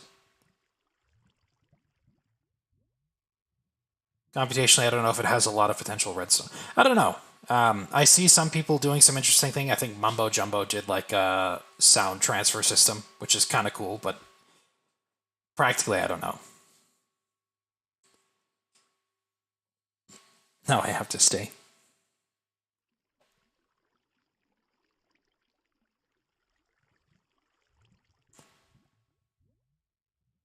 I think it's great that with IRL hardware, there are chips that will handle RS-232 a lot more convenient than having to time lines manually. Yeah, that's true. When I was doing my microprocessors and microcontrollers course, we had to manually transfer things serially using the SID and SOD bits on the CPU, and that was not fun.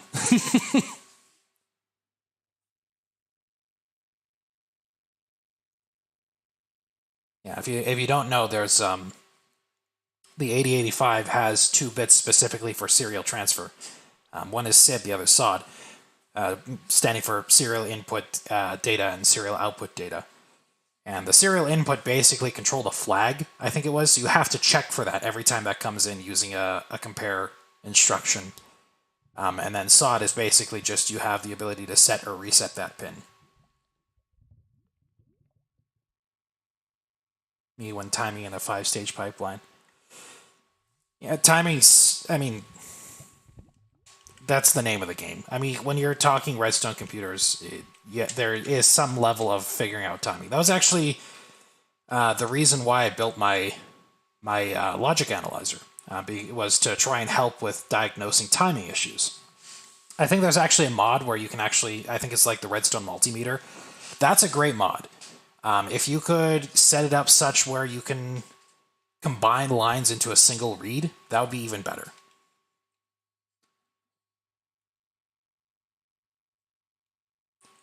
Timing is a bully.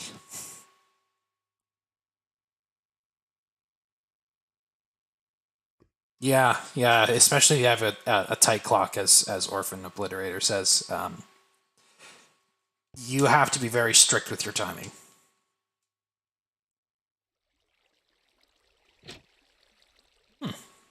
Forgot what that is.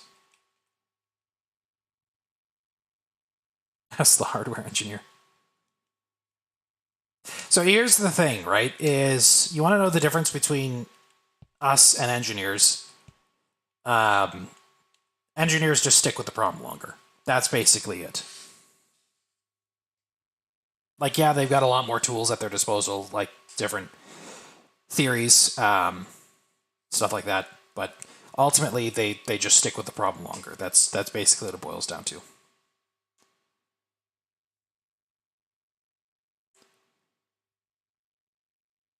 The clock crystal was reversed. Oh no! Wait, does that have polarity? I thought it didn't.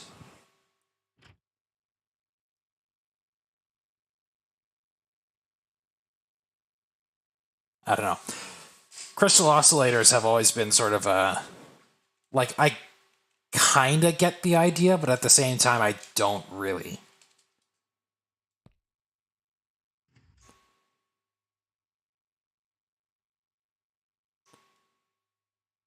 Oof. Some crystals are polarized. Yeah, okay. I wasn't sure about that. I thought they didn't have polarity. I guess some of them do.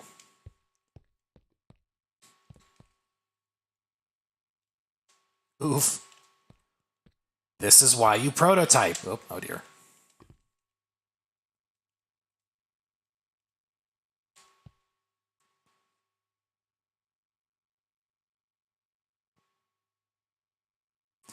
Yeah, that's basically what a crystal oscillator is. It's basically just a tiny tuning fork made with piezo crystal material, which is what's the word? They're basically I guess a physical transducer. I don't know. Like they transfer electrical energy into motion and vice versa. Haven't done vanilla Redstone in a while. I've been using the old 1.18.2 Project Red mod. Is it only on 1.18.2? Got some serious dense dual core memory, or dual read memory, sorry. and most components are one block. That's actually really nice.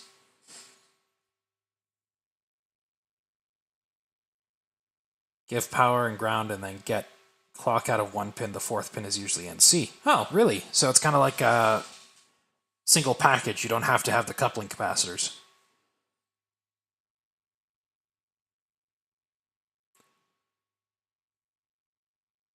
Piezoelectric, yeah. I don't know if that's the word I'm looking for though. Like there's a word that I'm looking for that means motion to electrical transducing, or vice versa. Like you have linear transducers, which translate linear motion into electrical signals, right? You have, rotational transducers. Those are just motors, right? I don't know.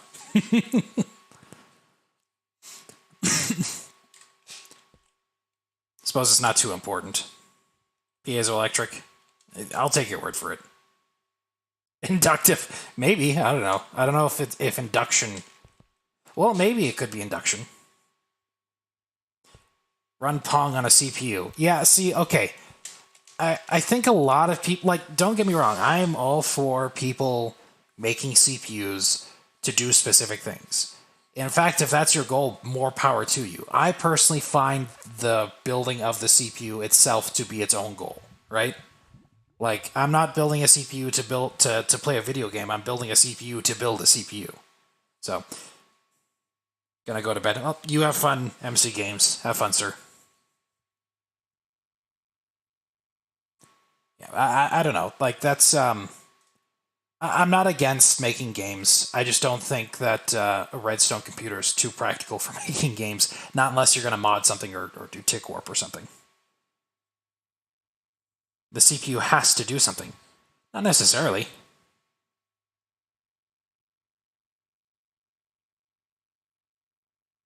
I don't... Like, let's put it this way. I don't think Turing was thinking of a game to play when he was building his computers. The original Breakout was made entirely hardwired TTL chips. So I was kind of aware of that. I wasn't entirely certain about the architecture. No, I guess I could see how the Breakout was built.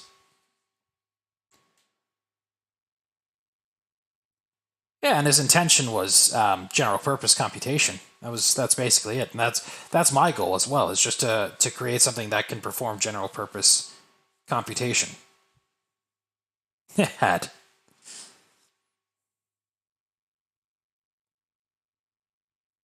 I don't know. I think if you are going to build a computer for playing a game, Logisim is definitely one medium to do that in. But I also found that you can do a lot with Turing Complete. I was surprised at just how much they had as far as features are concerned. Turing wanted to play COD. I could see Turing 360 no-scoping people.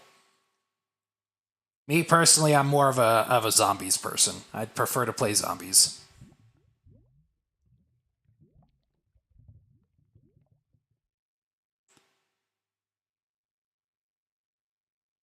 Running Doom on a Turing machine. Good lord. U-shaped piece of quartz that vibrates at a known frequency has the energy constantly added at the exact... Yep. That's what it do, Yugi. The thing that I always found to be interesting, though, is the crystal oscillators on modern computers, like we're talking modern motherboards and modern CPUs, the Intel i7, things like that, right? If I understand this correctly, the crystal oscillators don't actually oscillate at like 3.7 or 4.0 gigahertz. They oscillate at some multiple less than that. And then what they do is they use a phase lock loop to actually increase sort of a logical oscillator. I'm not sure why they do it like that. I think it has something to do with the stability of the crystal oscillator, but I find it interesting that that's what they do. Turing was more or less the inventor of the general-purpose computer before then. They were built only to do set calculations. Yep. Turing was pwning noobs in the 20th century. I guess technically. I mean, he did crack the Enigma code, and that helped win the war.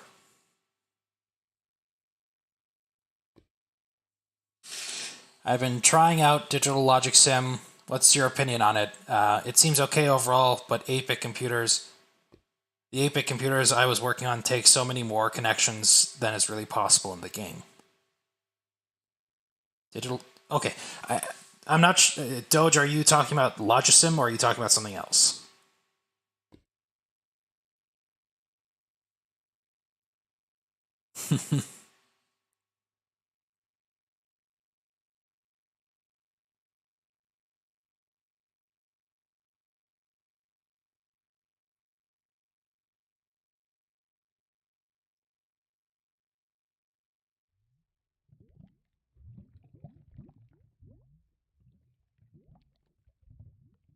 Logisim I don't think is the same thing. Okay, so there is something different. I guess I wouldn't know then, because I'm not sure what you're talking about.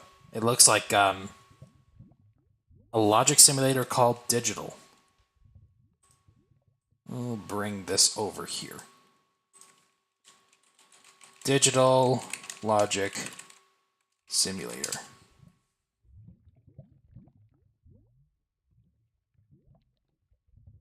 Digital Logic Sim by Sebastian League. Is that... Or League? I'm not trying to pronounce that. Oh, I've seen this. This is the guy who does... oh, okay, so this is what you guys are talking about. I've seen this. I'm not too familiar with it, but it looks cool.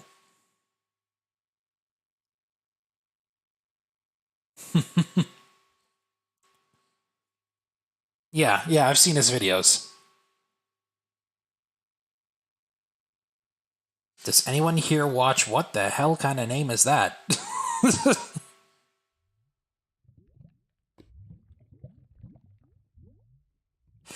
Only made 4-bit computers mainly due to exponential nature. Well, okay, so I'm not sure if he can... I thought you could bus things together. Like, you could tie a bunch of wires together into a bus. If you can do that, then making an 8-bit or 16-bit or 32-bit is not that much different than making 4 bits.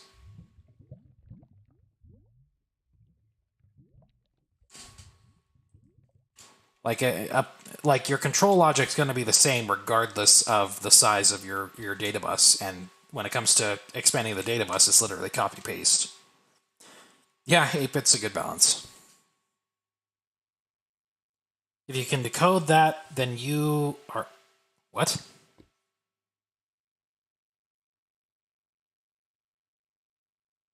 Okay, so I'm guessing that was supposed to be like an insult, like if you know what that is, you're a furry. But you're the one who knows what that is.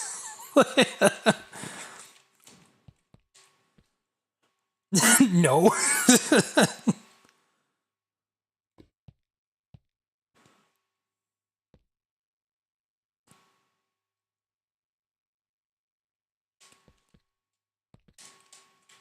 Uno reverse. No, it's not an Uno reverse. It's just like a, wait, how could you know about that and not know about that? Like, I don't know. I'm a furry and I have no clue.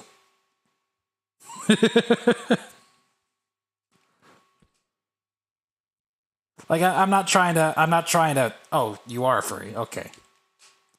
Yeah, no, I'm not trying to poke fun at anybody, I'm just saying. Yeah. I don't know what I was saying. Okay, so I'm gonna be honest here, the only Greek alphabet I know is whatever is at my local Euro restaurant, and the characters on the album Protos by Savant. What the nani? Miss 7 said, oh, hey, I haven't seen you in a while. Decoded. I'm not going to decode. I don't know what that means. I don't...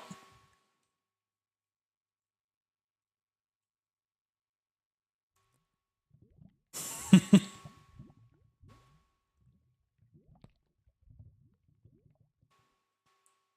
it be easier or better to build a circuit with Logisim or Digital Logic Sim? So, again, I'm not familiar with Digital Logic Sim. But my impression of it is it looks a lot more user-friendly than Logisim. That's my impression. I don't know that for certain because I haven't used it, but it looks very... it looks a lot more user-friendly. I know the Greek alphabet for math. Oh yeah, I suppose there is that, isn't there? Logisim is bigger, easier to build large things. I guess so. I don't know. I haven't built too many large things in Logisim.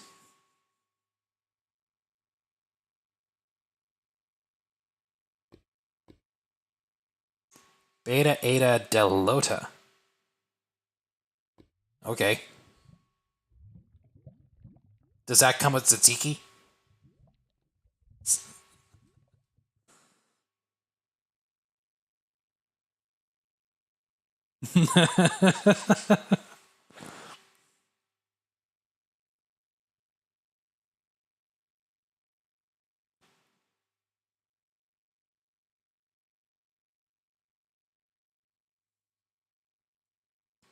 Suppose all I'm doing is just sitting on screen here looking at random crap.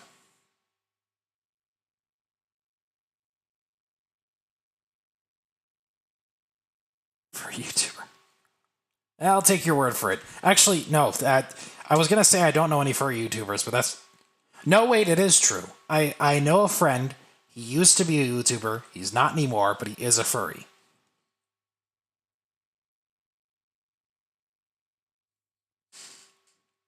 What is that with all the repeaters? This?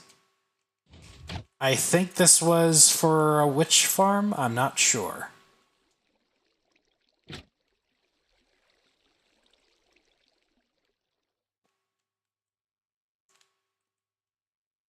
Actually, these things aren't even connected. I don't know what they're there for. I think I was prototyping something, I'm not sure.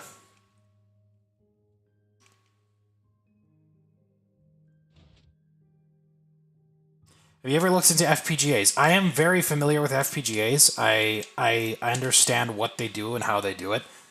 I don't think they're too particularly... I don't want to say impressive, but practical. Like, even in a Redstone sense. Like, I think having that much digital infrastructure just for some logic gates, it seems a little excessive. But I know there's a lot of people who are interested in seeing Redstone computers built in FPGAs in Minecraft, or just building FPGAs in Minecraft themselves. If you're into that, more power to you. It just doesn't really catch my fancy is all.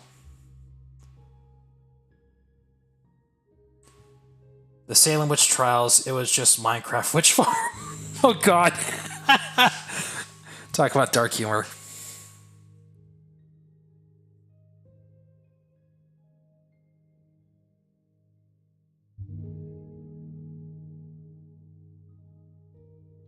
Wow, we've been going for nearly 2 hours. No, more than 2 hours. I literally just put this together to try out the streaming system on YouTube. I wasn't intending on doing this long.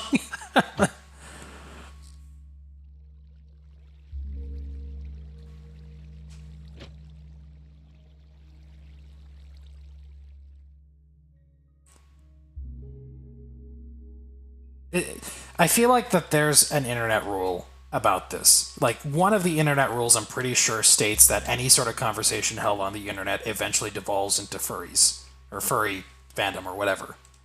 Or something along those lines. It's not Rule 34, I know that. I see potential in serial circuitry. It can be used well in certain ways. Yeah. As I was saying earlier, I was definitely considering playing around with serial communication for I.O. Because I know that that's what real computers do, and I could see how you could get a communication speed boost from that. It's good for channel stats?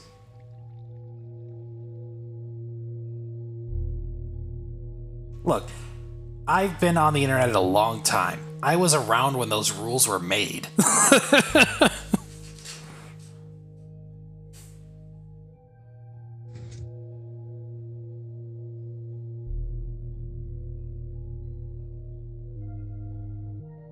Like, I think I said in a community post, I think my channel recently celebrated its 10-year anniversary. But mind you, I've been making YouTube videos since long before then.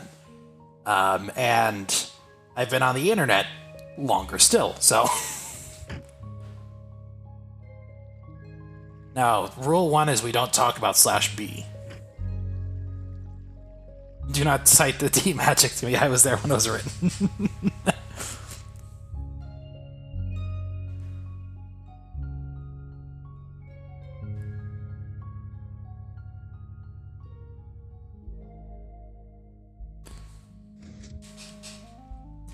Yeah, I love the double whammy with that, both being an ode to 4chan as well as a nod to Fight Club.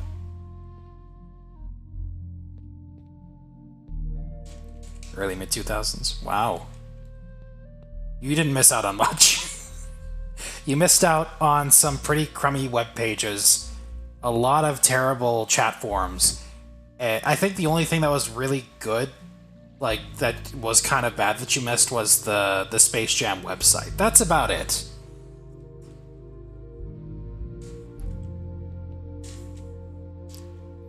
Now we just have, you know, the Fang overlords taking over everything.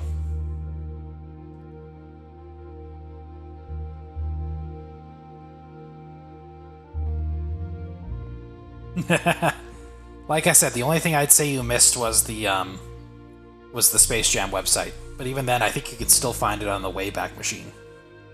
I think.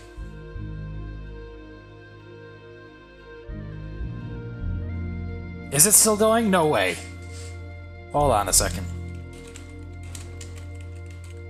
Does anybody remember the URL? Otherwise, I'm just going to Google Space Jam website. Spacejam.com.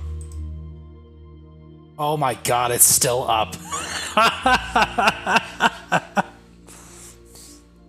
Wow. That looks horrendous. My god, it's just an assault on the eyes. That's terrible.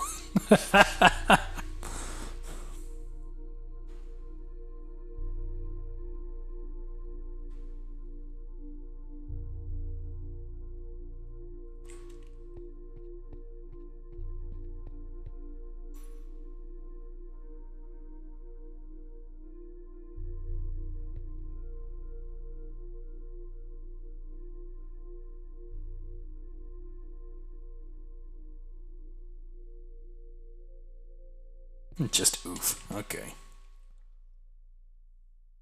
I don't know what I was waiting for. I was waiting for something. Don't know what.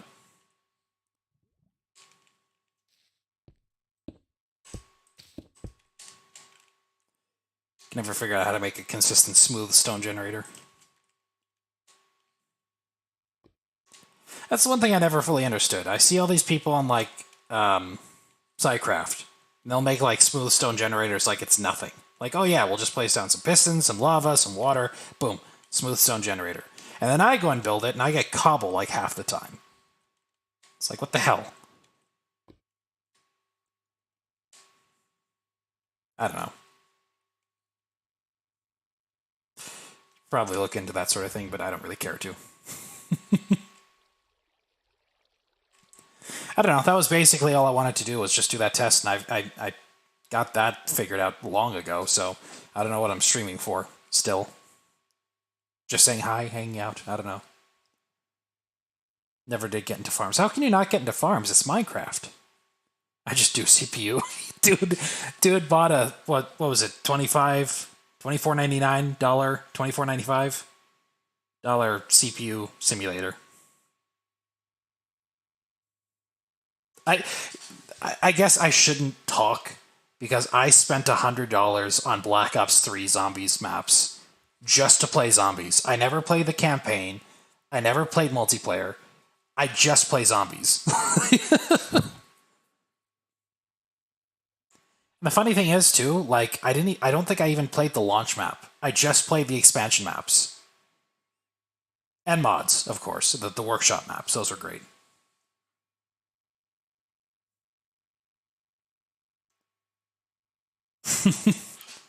Oh, you laugh. Zombies is a great game mode. In fact, my brother and I, we just recently beat this one map we found on the workshop called Lasagna Party 2. that was a riot. We had such a hard time beating it, not because it was hard, but because we were laughing too much. Yeah, Black Ops 3 was peak. Like they had the classic perks, they had the gobblegum, they had the workshop maps and everything. It was perfect, right? And then they ruined it with Black Ops 4.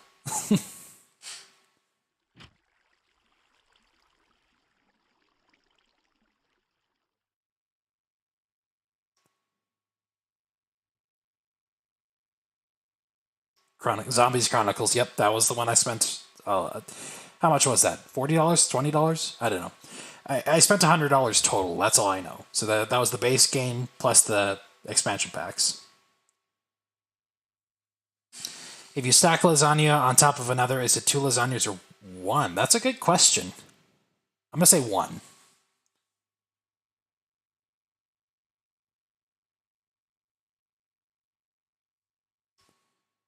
Why are furry memes so relatable? I don't know. I've never related to any of them. Then again, I suppose. Well, no. Okay. Questioning the appropriacy of the comment here, but my only exposure to furry medium is usually in the pornographic sense, and that's just because, again, furry friends would just send me random crap. It's like, why? But again, nothing I can relate to. Lasagna is just spaghetti flavored cake. Yeah.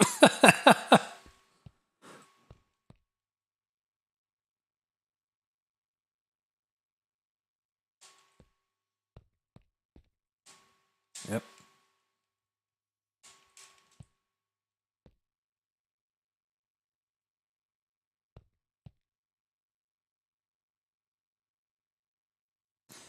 Only game I ever put significant time into is Mist Online. You know, it's funny because if Minecraft had a timer for that sort of thing, I can guarantee you I'd be in the thousands of hours, maybe even possibly tens of thousands. But my next game is Factorio. That one, I think I'm at like, what, 900 hours? Something like that. Where'd one go to download Logisim safely? Is it not safe to download? I don't know, I haven't downloaded it in ages. 6 years into World of Warcraft. Good lord, man. We got a real veteran. Oh, yeah, look at that. Search for Logisim. They've got all sorts of pages.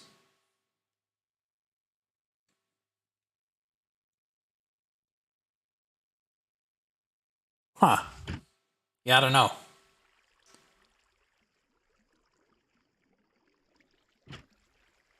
Logisim Evolution is way better.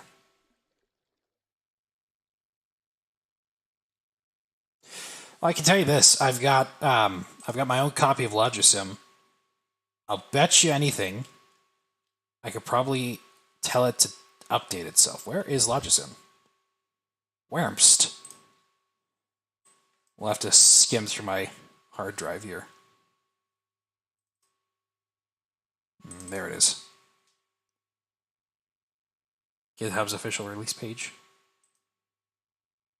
About projects, edit. I don't see anything that asks for an update, but there's an about. Oh, hey, no, I saw a website and then it scrolled past. It said B Church or something. Hang on. Oh, cbirch.com.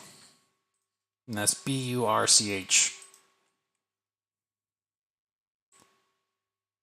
I guess Logisim Evolution is the way to go now, though. Is it backwards compatible with the old Logisim programs or Logisim files?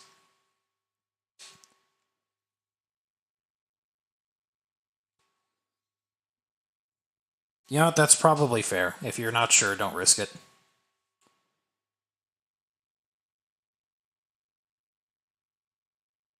No, it's not. Okay, so anything you built with the old Logisim program, you'd have to rebuild. It's not great, but it's not the end of the world.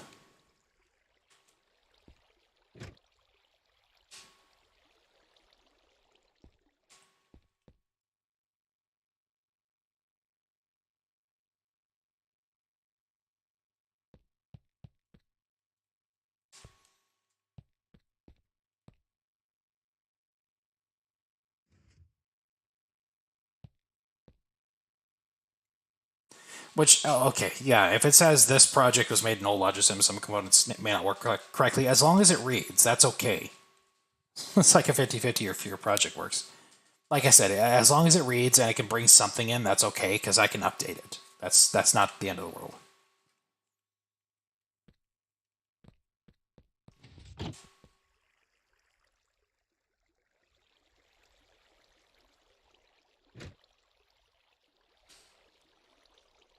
I'm not sure how to pronounce that. Sequent. Okay. Hello. Hi.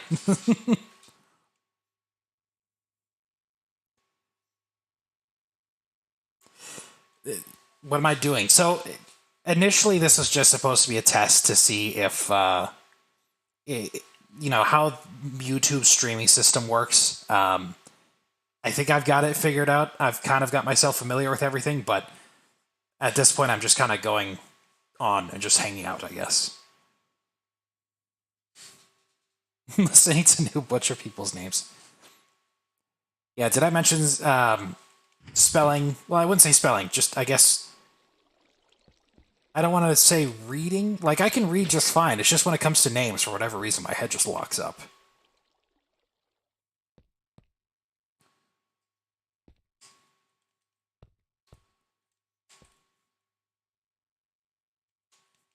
Although it's not as bad as there was a person I knew back in high school who, when they tried to read the name of Artaxerxes in like a history book, pronounced it Artaxerxes. I'll never forget that. Took me 3 weeks to remember my current wife's name, and her name is literally Gray. What did I do wrong? I don't know what you did wrong. What'd you do wrong? Oh, I see. You set up there now. I'm just getting ignored. Oh, I'm sorry. You can only pay attention to so much, and believe me, my attention span is a lot shorter than most others. Gary.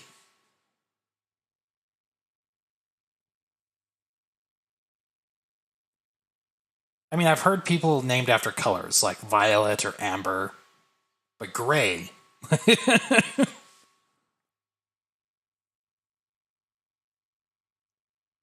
Oh, please call her Gary. That'd be great. Not because it's like a misspelling of her name, but just actually, I don't know where I was going with that. Just ignore it.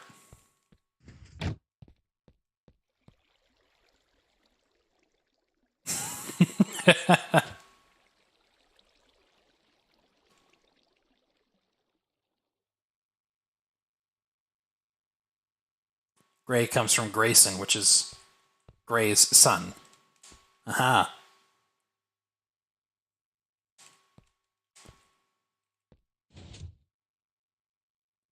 I'm getting the sense that you're telling me that your wife is not your wife in the traditional sense. Have you played the game Faith? I haven't even heard of it. She chose the name Gray? Okay.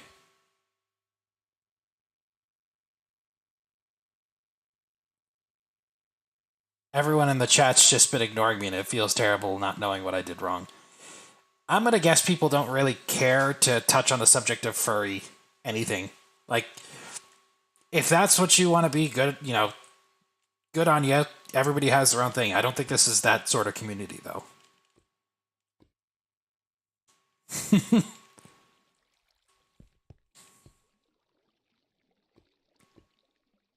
In the old 8-bit NES style.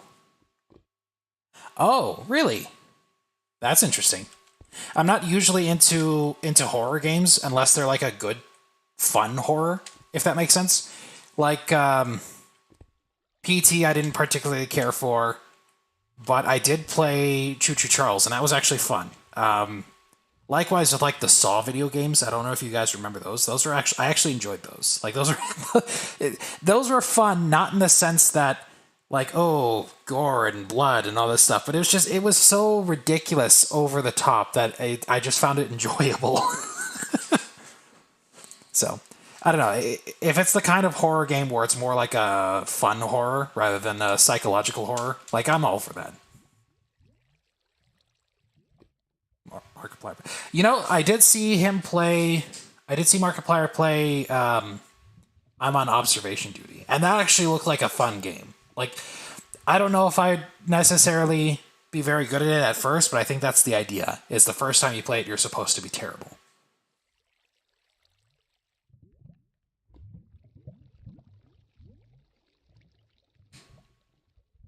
It's not taboo, we just don't want to discuss furries. Yeah, basically. Although I'm not sure if I'm setting the right tone here, because we've pretty much just been discussing anything and everything. The art is cute. Fluff beans. Help me, I've gone too far. You're fine, man. Although if it's beans that you're after, like, get a cat. I don't know. Again, I'm not going to sit here and say, like, I don't understand it. I don't get it. It's not my thing, but I'm not going to sit here and say that people are lesser because they enjoy it. That's all I'm going to say.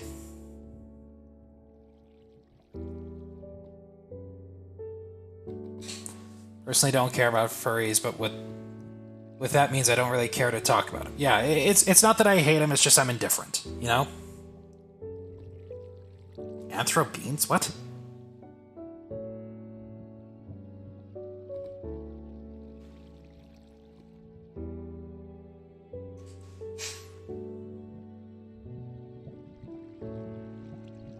We've all been tricked.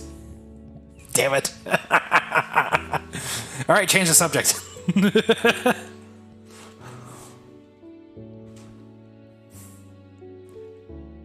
We've been tricked. We've been bamboozled. We've been... What was that quote? That was red versus blue, I think. We've been... What was it? We've been tricked, we've been had, we've been quite possibly bamboozled. I can't remember exactly what the word was. No, I know what anthro means. I just... Yeah, I don't know. You say anthro beans, and I'm thinking like pinto beans or black beans, like in humanoid form, and I'm not sure what that's supposed to mean. Shenanigans. Moving swiftly onward. Yeah. I don't know. Like I said before, I basically just did this as a test. I'm really not sure what direction we're taking this in. Yeah, I figured that's what he meant. You know. Words are weird.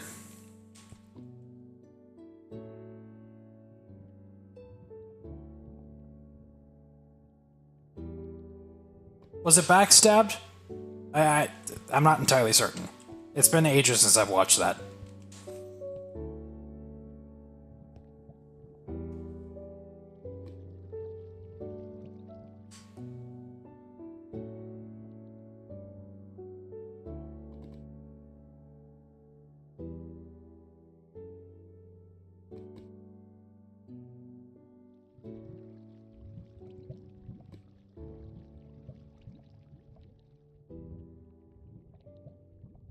Colonel Sarge, yep, that's right. Okay, it was backstabbed.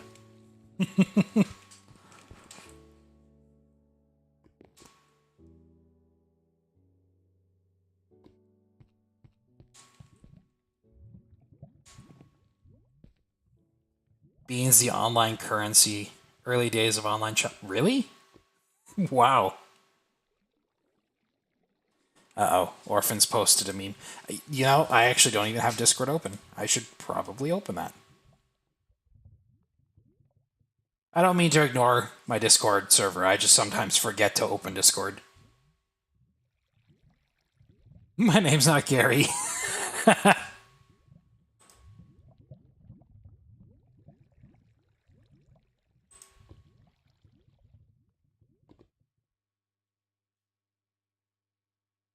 Oh, yeah. Yeah, there's the red versus blue. All right.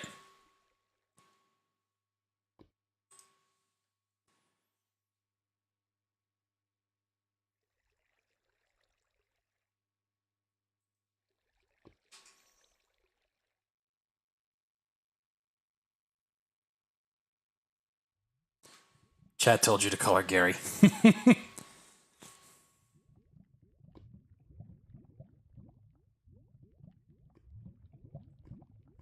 Nostalgia nerd. That's not nostalgia nerd. Is that like a mix between angry video game nerd and nostalgia critic?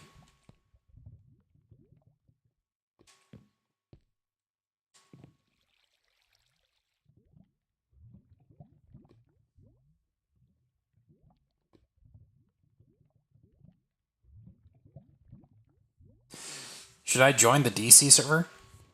By DC, are you mean Discord? I don't see why not. I thought you were already part of it.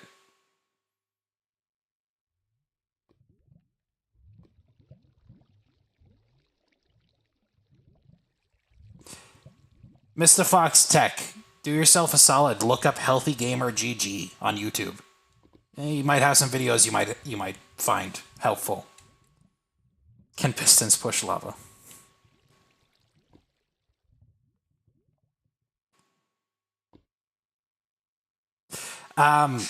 Yeah, my Discord is on my banner. So if you go to my channel page, you look at the banner, there's a couple links on there. One of them's Discord. You just click on that.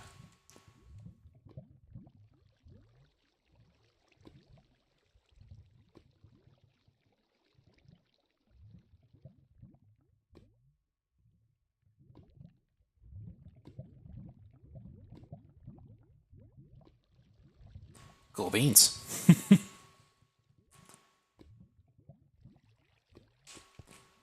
Yeah, it's an open invite. Anybody who wants to join can join. The server's not too terribly professional, but honestly, I think there's a little bit too much emphasis on professionality when it comes to YouTube channels and Discord servers. Like, don't get me wrong, there are guidelines and things, but for the most part, it's pretty laid back.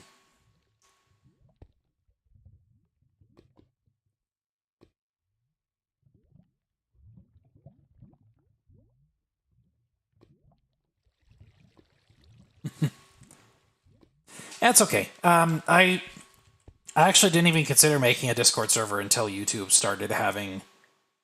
I don't want to say problems, but whenever somebody commented on a video, I would get the notification. But if they replied to a reply, I would not get notified. So it made it very difficult to hold conversations. And so that was the purpose of the Discord. Was okay, if people wanted to converse with me, that would be the place to do it, and it works pretty well. All we do is talk in gifs and yell at each other all the time. I don't want to say average. I want to try and be a little above average, but at the same time, I don't know. Oh, beans. I forgot about that.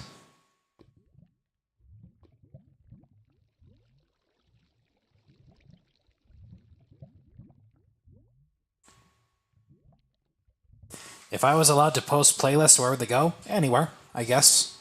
I don't know. Server info and rules tells you kind of the guideline there. Like, the place is literally just, or the only rule is just to not destroy an inviting conversation environment. Like, the whole point of the Discord was to make conversation. So if, as long as you're in conversation, as long as you're not ruining conversation for people, whatever works. Well, thanks, Daniel.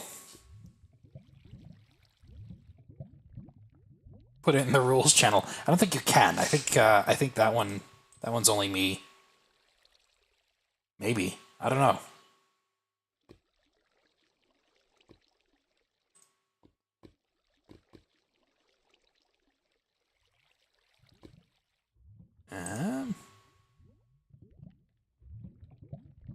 Yeah, everyone. No, people can't send messages there.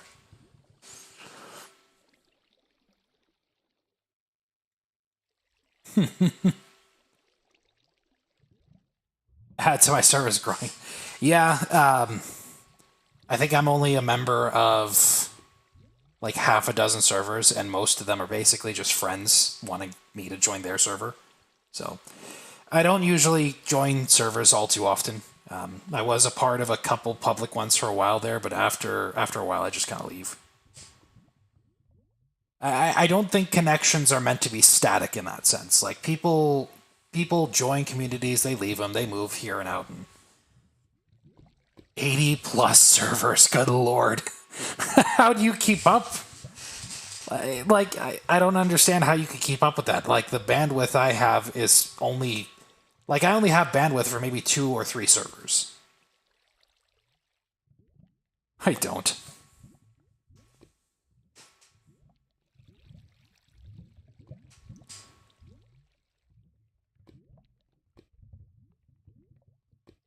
Oh, that's right. They have folders. I forgot about that.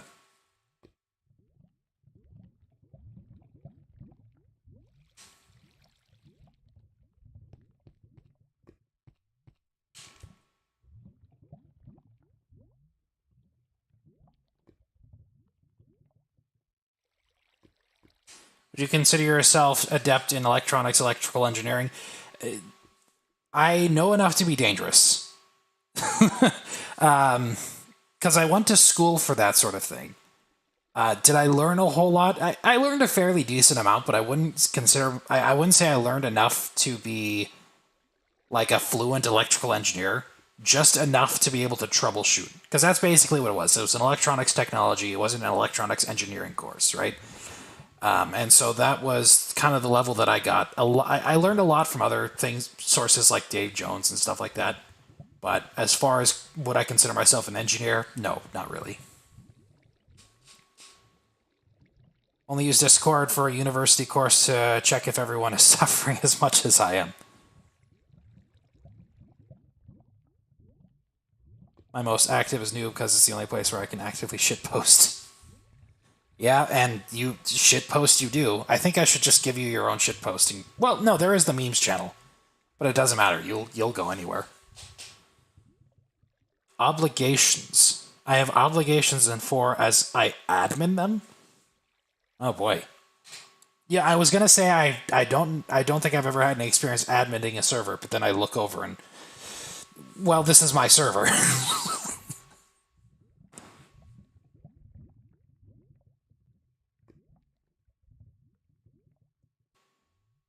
Where can the link to the Discord be found? That's on my channel banner. So if you go to the channel banner, there's a couple links there. One of them's the Discord.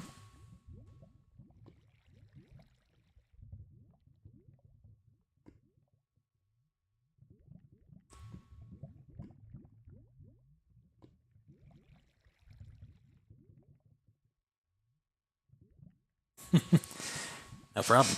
Okay, so here's my concern here. I'm looking at the number of concurrent viewers, and I'm watching the graph over time slowly rise, and I'm sitting here thinking, I gotta end the stream here at some point. Because again, this is just supposed to be a test. I wasn't expecting to stream for this long, and now it's getting to the point where I gotta start making dinner. So when do I just call it? When do I end it? You can't now. 15 people. Yeah. Yeah, I guess it's not a lot, but still, it's like I know a lot of people just got here like not 10 minutes ago. Oh, the curse of being a Minnesotan. Oh, sorry, I can't end the stream now. There are people watching. When they're least expecting it. Yeah, I should just drop the server or drop the stream right now. Drop the server. No, I know you've been around, but I'm also seeing the graph, and there's a few people that they look like they joined like 10 minutes ago. When there are 900 people, I would be thoroughly impressed if I got 900 people watching. Discord invite expired? How could that be? It has no expiration, and I'm watching people use it. I'm watching new people show up. Custom invite links? Nope. Invites. Oh, I see. Orphan made his own. Expires none. Get out of here.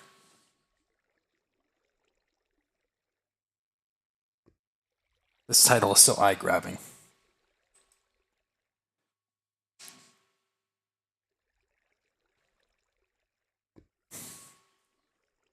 Yeah, no, there's, I don't try to make clickbaity or eye-catchy titles, but somehow it kind of works that way.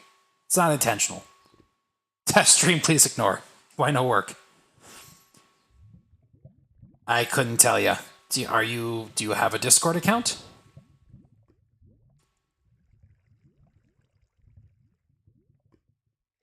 I'd ask if you were banned, but I've only got like 2 banned people, and I'm pretty sure you're neither of them.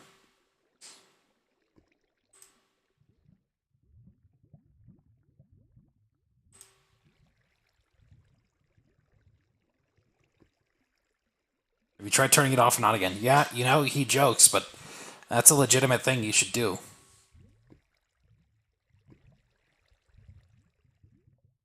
Don't want to stop watching. What is there to watch? I'm literally just sitting here. Only 884 people to go.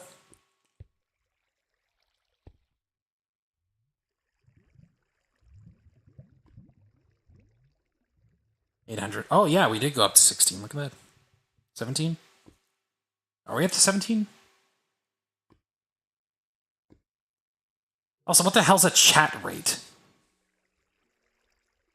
Chat rate of the stream at the most recent available time. I don't know what that means. I don't care.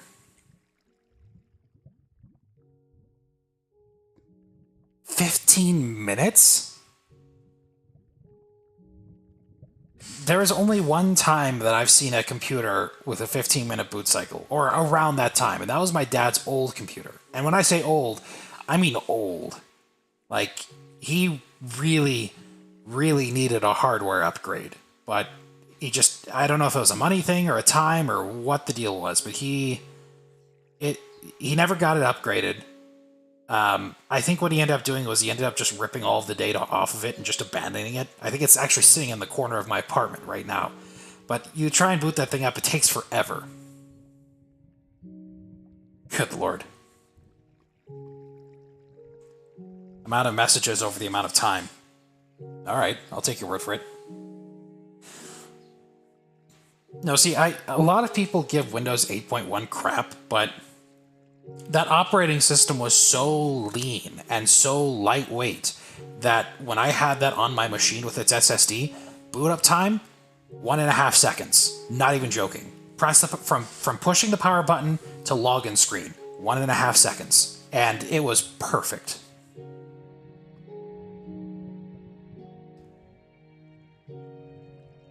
Once my CPU caught fire, now the boot time is 5 years and counting.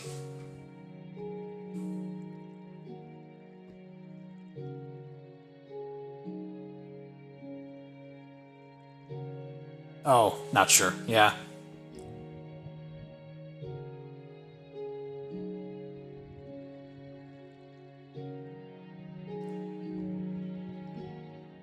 Here I am bracing for impact because I know that the idea of Windows 8.1 being a good operating system is not a popular opinion. But I don't care. I liked it. Can you have... No, you can't get Windows 8 anymore. It's not supported.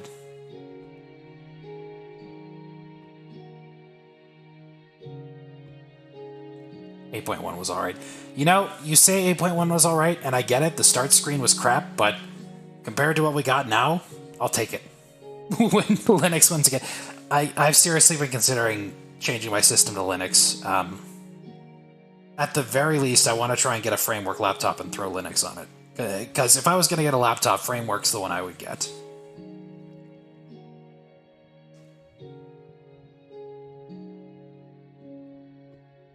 But yeah, if I was gonna, you know, if I was gonna boot Linux, it would probably be on a laptop. I'd probably throw all my notes and things on there, and then just leave this machine as a Windows machine, because all of my games are already on here. I don't particularly feel like uninstalling, reinstalling.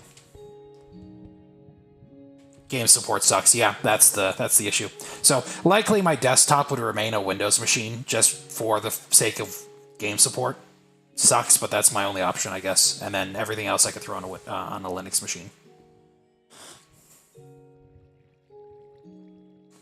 I don't drop Windows because of games. Yep.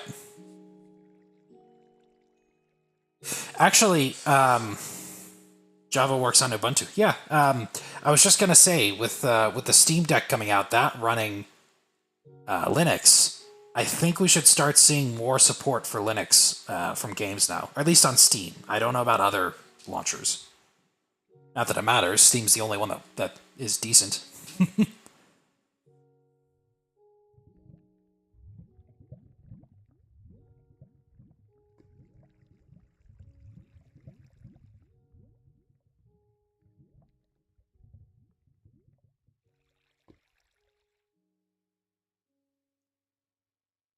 Happy with my PC currently running Windows 10 with a super high-end system. Better not have any issues.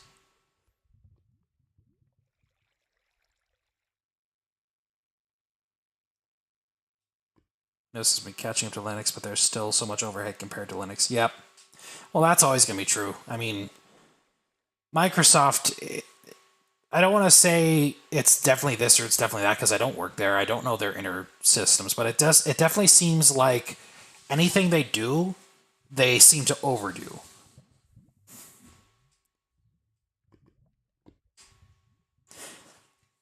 And yeah, I'm the same way with my computer. In fact, if I pull up F3, I think you can see my stats. 8th Gen i7, what am I running on for graphics card?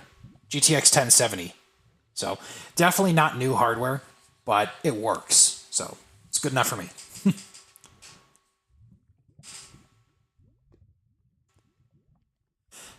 I was actually forced to upgrade to Windows 11 on my work computer, and I did not like the transition. They did not make it easy.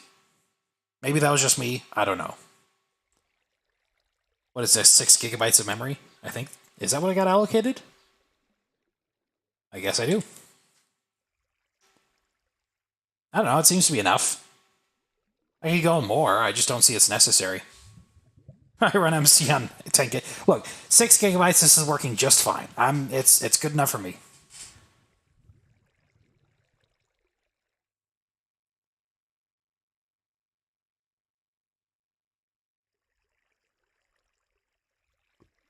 Actually, I think for a while there, I probably couldn't do more than like 2 or 3, and that was just because I was running on an 8 gig stick for a while. It wasn't until just recently that I finally got a second 8 gig stick in there, but I originally had 2 8 gig sticks, but one of them didn't work, and it took me forever to figure out what was going on. So I was running on a 1 8 gig stick for a while there, and then I finally got some more RAM in there.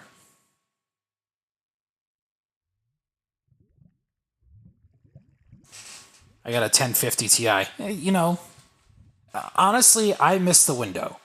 Like when they were selling graphics cards like the 3000 series for less than the 2000 series, I should have gotten a graphics card then. I didn't because I didn't want to go through the whole rigmarole of rebuilding my system, and now I'm kicking myself in the pants for it.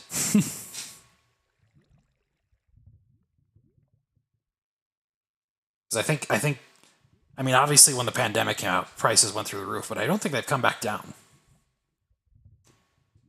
Minecraft does not utilize 32 gigs well. I'll take your word for it.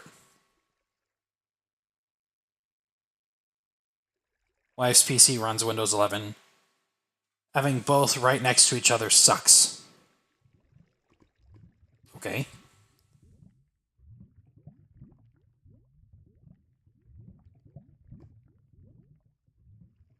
Yeah, I don't really like Windows 11. I don't know, but that's always the case with every new Windows operating system, it seems. Like Windows 10 came out and everybody hated it. Windows 8.1 came out, everybody hated it. I think anything past Windows 7 people hated.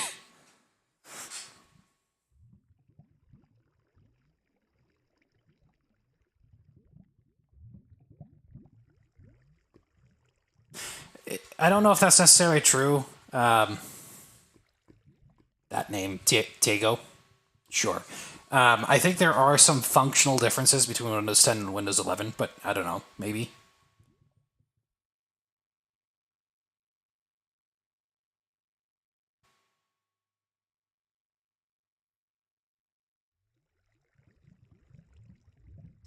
Rethink the fundamental properties of an operating system. It's been the same fun. Well, I mean, well, hi, Ed.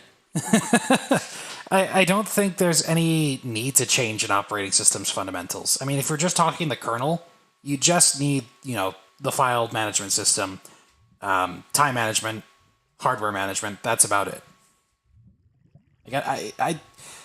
And maybe, if somebody proves me wrong, I'll eat my words. But I don't think an operating system needs much more than that.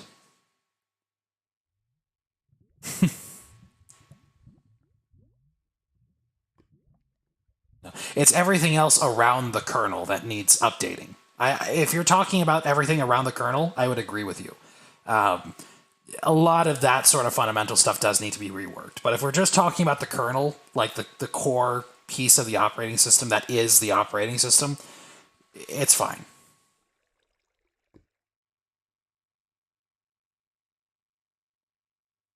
Windows is getting more Windowsy.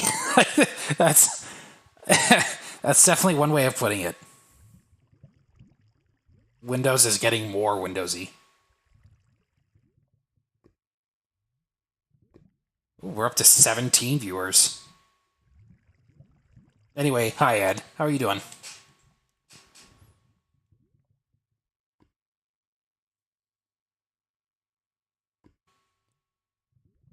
Probably on at some point. Well, you have fun, Doge. I don't know if there's any other way to, like, greet somebody out without going into the Minnesotan goodbye. I'm trying to avoid that. Cheers. I did see there, Ed, you had a status on Discord. What was it? Things just won't go my way right now. Probably shouldn't get into that discussion. We're on a live stream, and I'm still not entirely certain how to end this.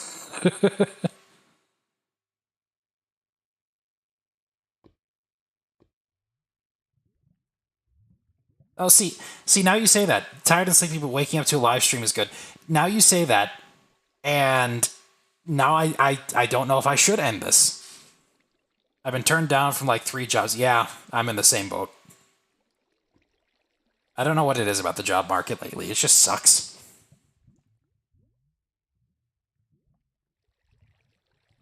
It's successful thus far. We will eventually hit a bottleneck. Most computers are doing 400 plus processes at any given time, with 90% of it being the operating system overhead. Works great, very true. Still, if we can get that process count to like 200, 100, I don't know. I think a lot of the overhead is just security issues. And that comes from being online. Like, if a computer was offline, it wouldn't probably need, like, 90% of the stuff that an operating system runs, it probably doesn't need. But we all have to be online, so. Let's see, we've got Discord, we've got Steam, and now the stream. I think you've got plenty of mediums to harass me with.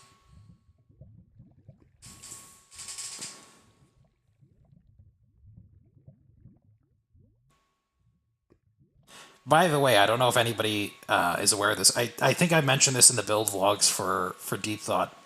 But E-Dragon right there, he was actually the guy who suggested the project.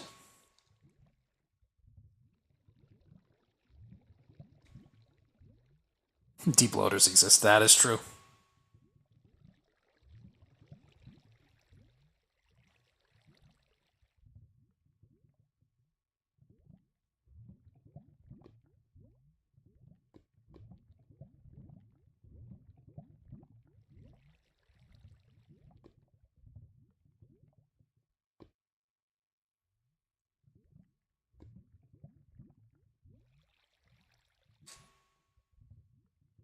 Yeah, I'm still watching the concurrent viewer count going up slowly. 18, yep. How's the pipeline? Yeah, I answered this already, but I'll go back. Here, I'll show you. Speedy computer. So as far as hardware is concerned, why can't we come back to XP where bundle app and Space Cadet? Yes. Speedy. Yep. It is the Speedy boy. I don't know. This is what I got so far. It's not much. It's basically just a register file and an ALU, and then like 3 out of the 5 pipeline stages. The other 2 are going to be, obviously, fetch and decode, but the logic behind fetch is going to be tricky, and I'm not entirely certain where to start. So I basically just been kind of sitting on that one for a little bit. I'll probably start on the weekend. I think what I'll probably do is what I usually do when I'm not entirely certain about something is just code it out, because that seems to be the method that works for me. But we'll see where it goes. Stream buffering? Erner! Well, I guess you're halfway across the world, aren't you? That, and apparently YouTube is sitting here screaming at me, "You've got the wrong bit rate! We need 4,500 kilobits!" Me. Yeah, I'm sorry about that, Ed.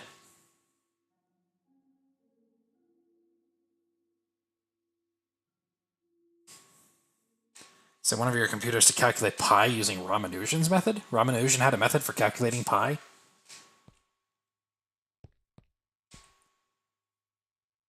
I knew he had a method for calculating. It wasn't permutations. What was it? Oh, it's right on the tip of my tongue. Now I have to look this up. Ramanujan.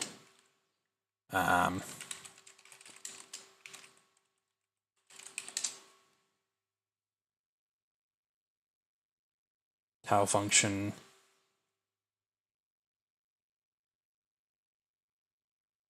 I suppose it's on his wiki, isn't it? Ramanujan. Floating point hardware. Yeah, floating point, I mean, you can do that. It's not horrendously difficult. It's just time consuming is all. It's like adding a multiplier into your computer. You could do it. It's just a lot of hardware. Conjecture. You got a conjecture?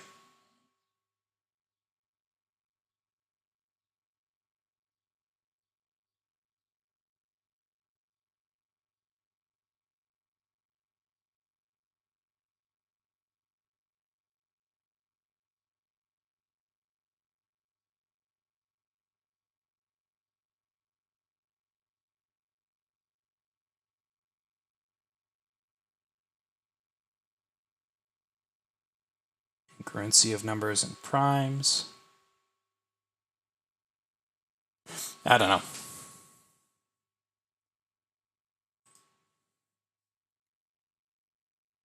Oh, I haven't been paying attention to chat. Hold on, let me get caught up.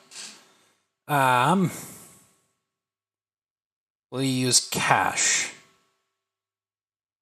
Do you know how the ISA will be structured yet? Yes, I do know how the ISA will be structured. As for cache, probably not. I think I'm just going to connect the memory directly to it, just because cache is... it's a few extra steps for not a lot of benefit, I don't think. Not in this case, anyway. Like, there may be some computers where having cache would be beneficial. In my case, probably not. But yeah, I think the ISA is pretty... that's been figured out, I think. I know what I want to do as far as the ISA is concerned. So at this point, it's basically just building the hardware.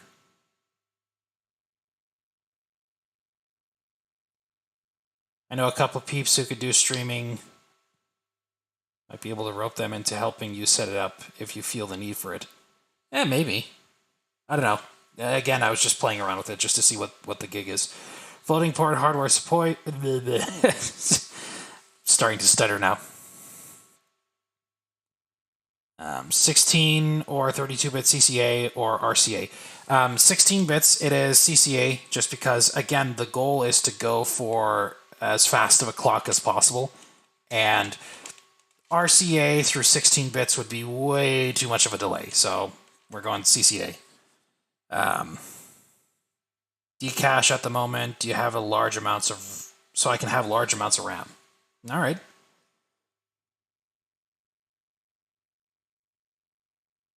Floating point hardware support 2023. RCA too slow. Yep, it is too slow. Again, floating point and... I mean, I would put that in the same boat as, like, multipliers. It's nice to have. You don't necessarily need it, but I can see the appeal, right? So, for me, I'm more interested in the general concepts of computation, not necessarily, like, the specifics. Like, oh, you know, how are we going to implement this kind of algorithm using this sort of hardware? Like, to me, it's not... It's icing on the cake, you know? How many registers will the register file have? So there's 8 in total. Again, I have to go over my notes. I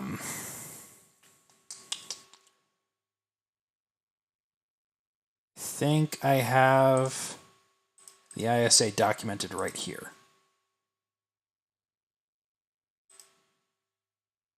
Oh, I've opened multiple copies of it. There we go. Architecture details. Registers. So there's 8 registers total. 4 of them are special purpose. We've got the accumulator, secondary, pointer, and counter. And then 4 of them are general purpose, W, X, Y, and Z.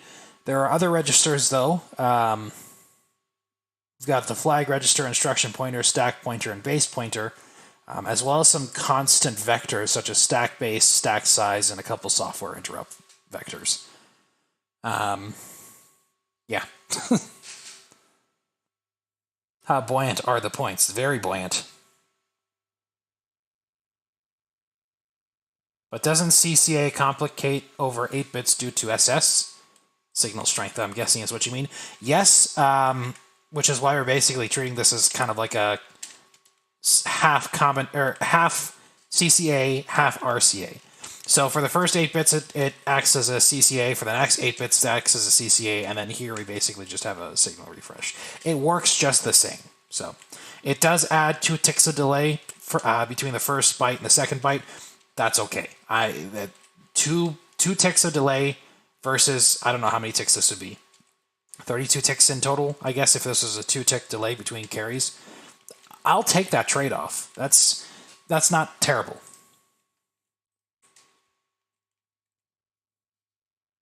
Those are kind of just integers with nonlinear discretion. Yeah, they're not... Like, the idea is pretty straightforward. I'm not going to say I have a solid understanding of it, because honestly, I don't. I could get that solid understanding just by playing with it, but to me, it just doesn't really interest me. What is CCA and RCA? Yeah, carry cancel adder and ripple carry adder.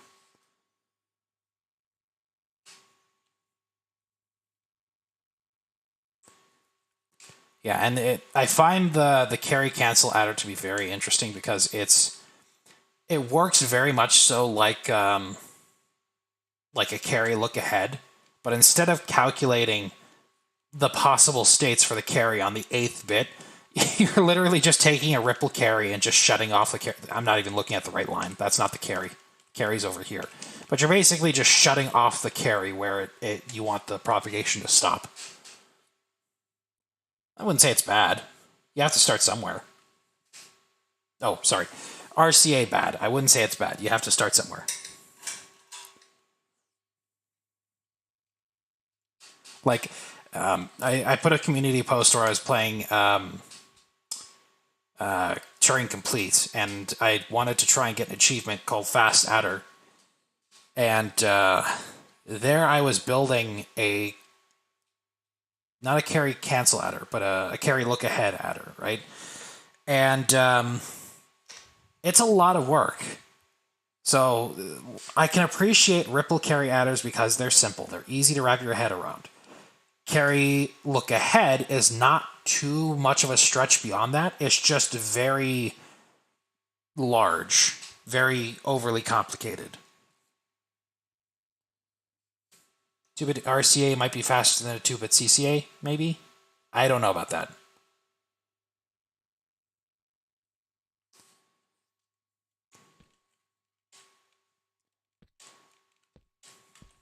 I don't know. A lot of people do the fanboyism thing where they say this is better, no, that's better. I don't really care. It doesn't matter to me because at the end of the day, what matters is, did you build what you want to build? And if the answer is yes, then it doesn't matter. I don't know. Some people can get into a big fuss about, it has to be like this or it has to be like that.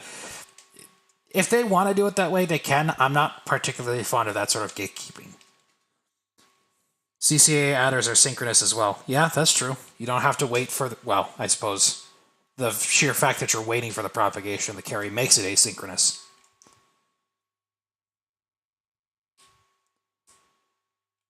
They are pretty underrated, and I think they get a lot more use, repeater locks that is, I think they get a lot more use in vertical architectures. Horizontal architectures, you can't really take advantage of these too much because you have all this stuff on the side. What's the throughput cycle of the whole adder? I know, or there are CCAs with 3 ticks. Oh, yeah, no, this is not 3 ticks. This is, how much was it? I want to say 5, 7, maybe-ish, 5 to 7 ticks, something like that. This one's by, hang on, I had that note up. Who is it? I Play Games. You'd think I would remember that name, but no. This is an adder designer, an ALU designed by I Play Games.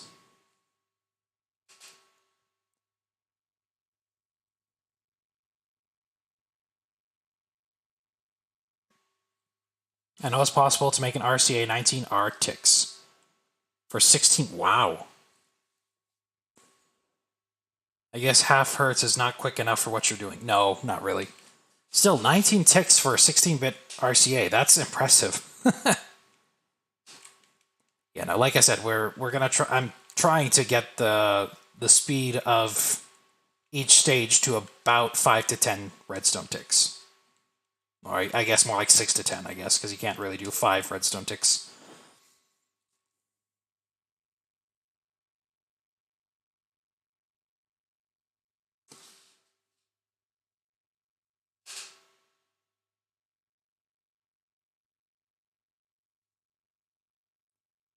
High performance redstone computers. Yeah, I could see how high performance would use them a lot. Do you play on the OR server occasionally? I should be on the OR server more frequently, but I'm not. It's not that I'm not interested. I don't know. I guess if I'm going to be working on a computer, I'd much prefer to own the file. Having it float around on some server just doesn't really appeal to me. I still pop on there if I'm going to collaborate with someone. I think Orphan wanted to work on a machine. I was going to pop on OR for that, but other than that, not really. Yeah, you could probably do a 5-tick clock if you're clocking on both the rising and falling edge. To me, when I think, clocks, I'm usually thinking clocking on the falling edge or clocking on the rising edge, and for that, you're gonna end up with an even number of ticks. What is branch prediction about, or whatever it's called? Am I still interested in the MIPS computer? Yeah, absolutely. I think we had some hang up as to what kind of memory structure we were gonna do, but other than that, yeah. What is branch prediction about, and whatever it's called? Yeah, so branch prediction. In this case, branch prediction is going to be a little bit more involved, just because the way my instruction set works. Branch prediction is going to behave a little bit differently, but basically, if you have a traditional pipeline, when you encounter a branch, and I'll show you this here. Let's get some wool. We'll do light blue and yellow. I like those colors. So if you can think of a program as like this is one instruction, then the next, then the next, then the next, then the next. If I have a branch instruction right here, if the branch fails, we're going to continue on to the next set of instructions. But if it passes, we'll just say for argument's sake that it passes and it comes down here. Right? Well, then we would be executing this line of instructions, right? So when we're running a pipeline, I'm not entirely certain how to indicate this, but basically we can run this instruction, load that into the first stage, then this instruction, load that into the next stage, then this instruction. And by the time it gets to that branch, this right here might be a comparison, or you may have a comparison built into the branch. Basically, it's going to be either in the fetch or the decode stage before the branch is ready to actually be executed. So by the time the branch has actually been determined, meaning the instruction is in the execute stage and the flag status is known, we're already like 3 or 4 instructions past that. So what they do is they perform a prediction. We say either we're going to predict that the branch is either going to fail or it's going to pass. And then what we do is we start bringing in instructions from whichever branch is supposed to be brought in. And if later on we find out that the branch prediction was incorrect, they basically just cancel all of those instructions, adjust the address, and go on from there. I think I'm butchering the explanation, but basically it's a way of ensuring that we can continue to fetch instructions without needing to wait for the branch to resolve, if that makes sense. I'm going to collaborate with Noob on being an idiot. We are already doing that, Ed.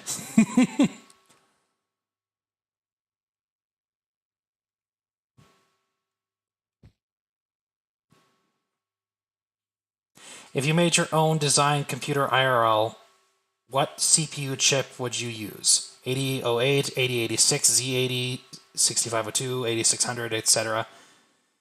Yeah, that's a good question. I'd say probably the 8086, just because it's got the most features that are the most useful to more modern computational models, if that makes sense.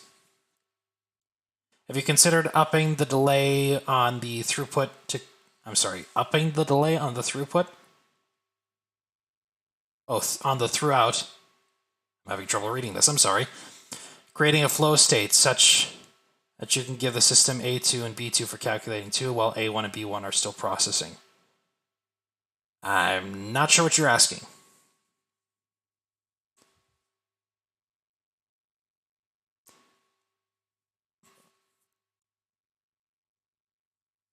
I did the 8008 on OR, but with transistors rather than logic gates.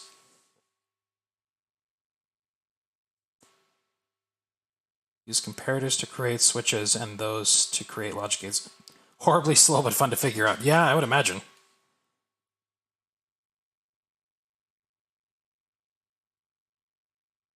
Yeah, Orphan's correct. Branch prediction does get more complicated. It's not horrendously complicated, though. Like, when it comes to predictions, you basically give the CPU a choice. You're either going to say it's going to pass or it's going to fail. And it'll just go from there. And if it's wrong, it corrects it. If it's not, it just keeps going. Like nothing happened, right? And so usually the simplest model of branch prediction is a static branch prediction, where you basically say it's always going to fail or it's always going to pass. You can have what's referred to as dynamic branch prediction as well, where you can say it's always going to fail unless it comes out wrong too many times, and then you switch and you say, okay, it's always going to pass. And that can get you better prediction results. Yeah. And it's not difficult. You basically just use a little counter. It's not too terribly hard. Wish there was CMOS in Minecraft so badly. I don't think Redstone would have much of an appeal if there was CMOS.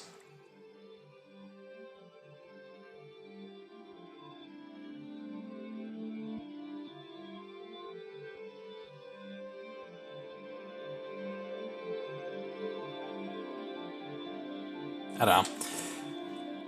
Again, this sort of thing kind of works more with a simpler pipeline model. Mine's a little bit more complex just because of the way that the instructions and the instruction set is actually set up. So the way my branch prediction probably isn't going to work the same way.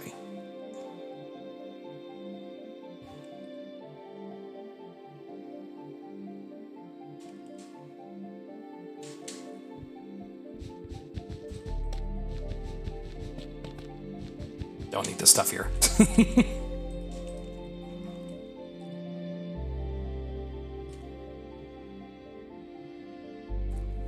Problem with your explanation of dynamic branch prediction is that your target comes in too late. Meaning?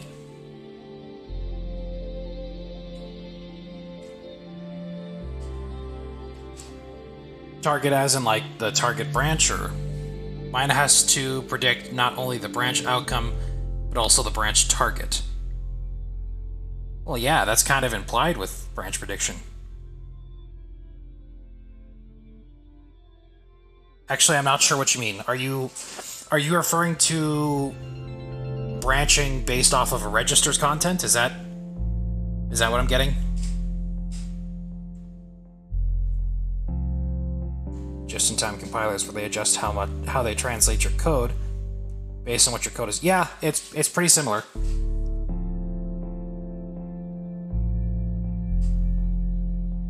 I'm not sure what Orphan is saying necessarily. I think what he's referring to is like there's two kinds of branching, particularly in MIPS. I think that's what he's referring to. There's one kind of branch where the branch address is provided by the instruction, but then there's another one where the branch address is provided by a register. And that sort of thing can get complicated. Branch based off of the target of the previous branch. Oh, like subsequent branches. Like if you branch into another branch. Yeah, there is that, and that does get complicated.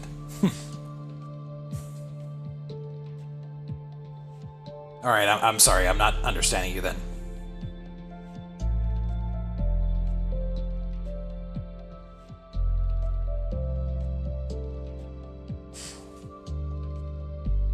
I shall wait patiently for him to type.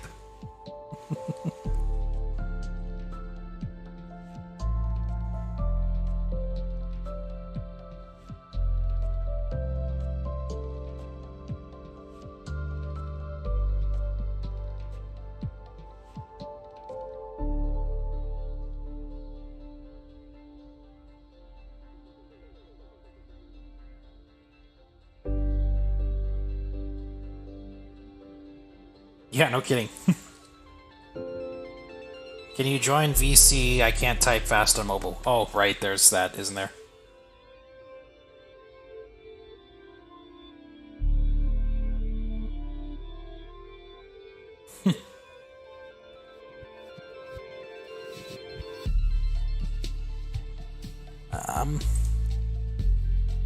Where are you, sir? There you are. We'll just do this. I don't know how this is gonna work. I'm not actually hearing Discord. Yeah. Oh, there you are. Yeah. Say hello. Hello. Okay, cool. I think just OBS hears you, so everybody else should hear you. So. Perfect. Go right ahead. So my point was, so the target that you need to branch to, like say if you want to like branch on 0 to line 4, you have to branch before that target can get to the actual program counter. So you need to predict where you go to based off of previous branches. So if I see that this instruction has branched and successfully branched 3 times in the past, then I know that maybe I should not only take that branch, but take the branch to this line that's been recurring for the past 3 instructions. So let me see if I understand this. You say that not only is the branch status unknown, but also the target. So like, yes. looking at my screen here, like if you have one instruction here, that's your branch instruction. The next byte is your target address. That's what you're needing to predict. Yes. So you're not only is your target unknown, but your outcome is also unknown. Yeah, I guess. So you have to compare it in the next instruction, and that way you don't have to stall for one cycle to wait for that next byte to come in that will tell you, hey, this is where I'm going to. Yeah. So instead, you can just keep going, and if you get it right, perfect. If you get it wrong, you'll know in the next instruction. That sounds. And you'll only lose that. You only lose that one cycle, but it's like it adds like a table, a lookup table of all the past instructions that have branched, the outcome, and the target. Yeah, it's a huge addition, but it makes it that one cycle faster than the non. Say, that's a lot of hardware for just one cycle savings. But if you think about it, that one cycle becomes a bubble. And that bubble will recur all the way through the pipeline. So deeper pipelines will have a hard time unless you can move an instruction forward later in the pipeline. Which I don't think you can do. But no, I mean, like if you stop and think about this, right? So if this is your branch instruction, this is your actual address. Like if you wait for the address to come in, that actually gets your compare instruction closer to your execute stage. And then once you get to that point, you can perform branch prediction, and you can execute either this line or some line down below. You won't have many bubbles. I guess the only thing is if the branch fails, you will have one extra bubble. Is that what you're saying there, or? Well, what I'm saying is, so say a branch instruction. I can't see your screen, by the way. I can't watch YouTube and do this because you'll echo. Oh, I'm sorry. But. It's all right, but what I'm saying is like, so if you have to wait for your target to come in, then that means you have a one cycle wait time every time you want to do a branch. Mm-hmm. And so what that does is, say you have a lot of branches in your system. If it predicts no all the time, you won't have, or it predicts no, you won't have that one cycle of waiting for the target because you don't branch. But every time it predicts yes, you have to wait for that target, which not only can add up, but like that one cycle of stalling. If you don't stall the entire pipeline, right, you keep executing further like past instructions that are deeper in the pipeline, and there will be that bubble that moves along the pipeline. Unless you stall the entire CPU while you're waiting for that one cycle, which I mean could work and it wouldn't introduce any bubbles, but then you also wouldn't get anything done in that one cycle. Yeah, I suppose. So it's like a huge thing that you need to put together to save yourself one cycle. So I would say when it comes to like a simple pipeline with a simple instruction set, I don't know if that's necessarily something to concern yourself with. No, it's not for simples. Yeah. It's So not for a simple. with simple ones, you're going to have the address with the branch instruction, so it's going to come in at the same time. This is only a concern if you're doing what I'm doing, where the address is further down the program. Either further down the program or stored in the register. If it's stored in the register, you'll be late as well. Yeah, the register, Because you have to branch in the sorry, my brain just went blank. You have to branch in the execute right before the execute phase. No, Yeah. in the fetch phase. The actual branching hardware is in the fetch phase. So if you have to read in the decode stage, that means you have a discrepancy of where your stuff is coming from and when. Yeah, that makes sense. Sorry, I'm reading chat here. That's fine. But yeah, that's where it really becomes good. Yeah, no, I hear is where if you're reading from a register. And that's actually, it's great that you mentioned that, because that might actually be helpful with this project. We'll see how it goes though. If you have two calculations to complete, for instance, and each one requires multiple iterations through the ALU, with the output being required in the next step. Oh, I know what he's talking about. He's talking about forwarding. Yeah, there's that.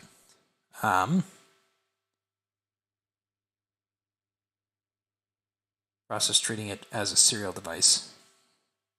Basically, you can use a decision tree prediction or something or not. Only applicable if the branch address is stored after the branch, not the branch instruction itself. Yeah, that's basically it.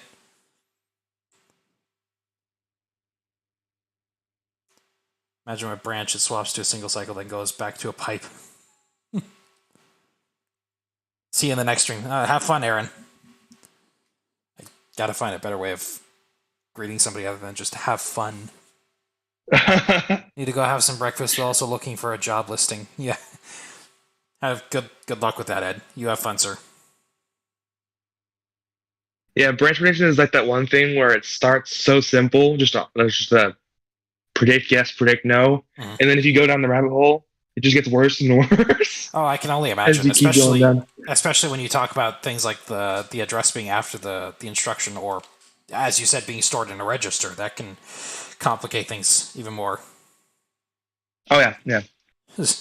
Static branch. I think there's not only dynamic branch prediction, but I've been reading a little bit up about adaptive branch prediction, which not only takes it doesn't just store the previous couple of instructions, it takes into effect the entire program. Oh, good. I'm not 100% sure how it works. I'm not 100% sure how it works yet, but I've been reading up. I just started reading about it yesterday, and I'm like, oh dear, why'd they have to make it worse? I think adaptive is what modern CPUs use as well. Well, probably. Somebody's sitting here mentioning in chat that there's a crypto exploit that comes from branch prediction failures. Yeah. I'm intrigued. I mean, I am too. I'm not Infinite money glitch? I'm not into crypto all too much, but let me ask you this: is it a glitch when it comes to Bitcoin mining, or is it a glitch when it comes to creating the blockchain? Isn't Bitcoin mining creating a blockchain? Well, it's I guess technically, yeah. When I say creating it's just guessing. When I say creating the blockchain, I'm talking about like modifying the ledger. You know? Gotcha. Yeah. At this point, want to take the source code and generate a custom ASIC to replace the CPU on the fly. I think that's what... I don't know if that's what they do. I mean, it's definitely not what they do with home computers, but I know that that's what they do with test benches. They have FPGAs that are programmable to emulate different hardware. And even with all that, there's still bugs that get through.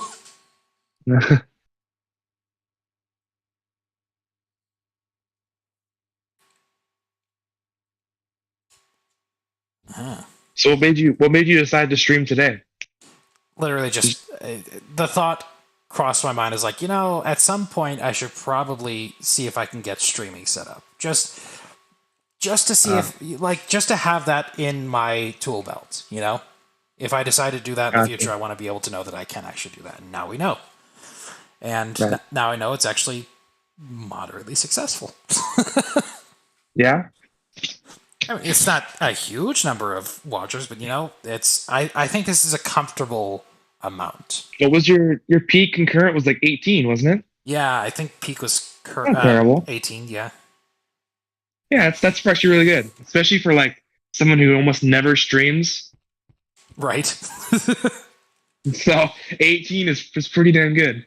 Oh, he's not talking cryptocurrency. He's talking cryptography. Interesting. Oh. I saw 19. Yeah, somebody said there was 19. Daniel said there's 19. Oh. Still, I mean, like I said, I'd say that this is a comfortable amount. It's not like the chat is just... It's not like the chat is just flying by and I can't figure out what the hell anybody's saying. But it's also not like so slow that I'm basically just conversing with one person. Only 831 more people to go. Or 871. Yeah, I can't do math. Math is hard. That's why I make computers. That's why I make computers. I was just gonna say I'm terrible at mental arithmetic myself. Yeah, I used to be really good at it, really fast, but it's been a while since I was in school, so I never had to do it. What was that old saying that teachers would say? You're not always gonna have a calculator in your pocket. Yeah. Meanwhile, 10 years later, we all have calculators in our pockets 100% of the time. And cameras and radios and all sorts of things in one device. And home computers and video game machines and all sorts of stuff. That's what calculators are for. As my parents would say, it's a Nintendo. I get the purpose of understanding mental arithmetic, and I'm not against it. At the same time, it's like learning basic survival skills. You have it so that if you need it, you know how to do it, but you're not going to rely on it. Right. Because everyone's prone to errors. Even if you're the best mental arithmetic person in the world, you're still going to make a mistake 1 or 2 times. Speaking of which, have you ever seen the guy who can do crazy fast, huge mental arithmetic? Like he did a TED Talk where he opened up his mental process for how he does it. I don't know if you've seen that. No, I haven't. Reminds me of the Malcolm in the Middle, though. You ever watch Malcolm in the Middle where he did the credit card thing? The credit card thing, yeah. No, he was talking about like how he stores the numbers that he's calculating, and he'll use weird names to store them with, like cookie and pie and pony and all these things. And I'm looking at this like, okay, I still don't understand what you're doing. I'm bad at simple calculations. Yeah. No, it's funny because, like, when it comes to multiplying two-digit numbers in my head, I can do that pretty well with a fair bit amount of competency. But when it comes to just simple addition, I can Yeah, true. I mess up with that more often. It's weird. Yeah. Yeah, addition almost is harder than multiplication. Which is hilarious because my method of multiplication involves addition. It did, yeah. It's like, okay. Subtraction's even harder, though. Subtraction always gets me. I never get it right. FPGAs are amazing, but I hate watching the error and warning numbers rise while converting digital circuit schematics to FPGA config. Oh, you actually work with FPGAs. Wow.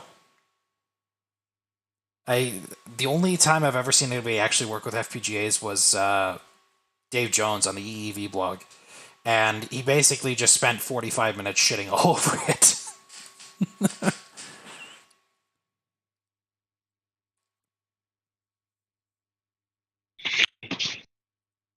Yeah, I think the Darkness 344 is watching, and he's actually, I wanted to say this, but he's actually the person that got me into Redstone computing. Shout out to the Because darkness. before I was like, yeah, for real. I'm like, I was like, before I was just messing around with like doors and stuff, and I'm like, wait a minute, I suck at this. And then I watched his video, and like, I built his tutorial for a 4-bit computer, and man, it definitely got me into it. Because after that, I started like modifying it, and then I realized I can build my own, and Yeah, no, he's definitely one of the biggest the biggest reasons I got into it.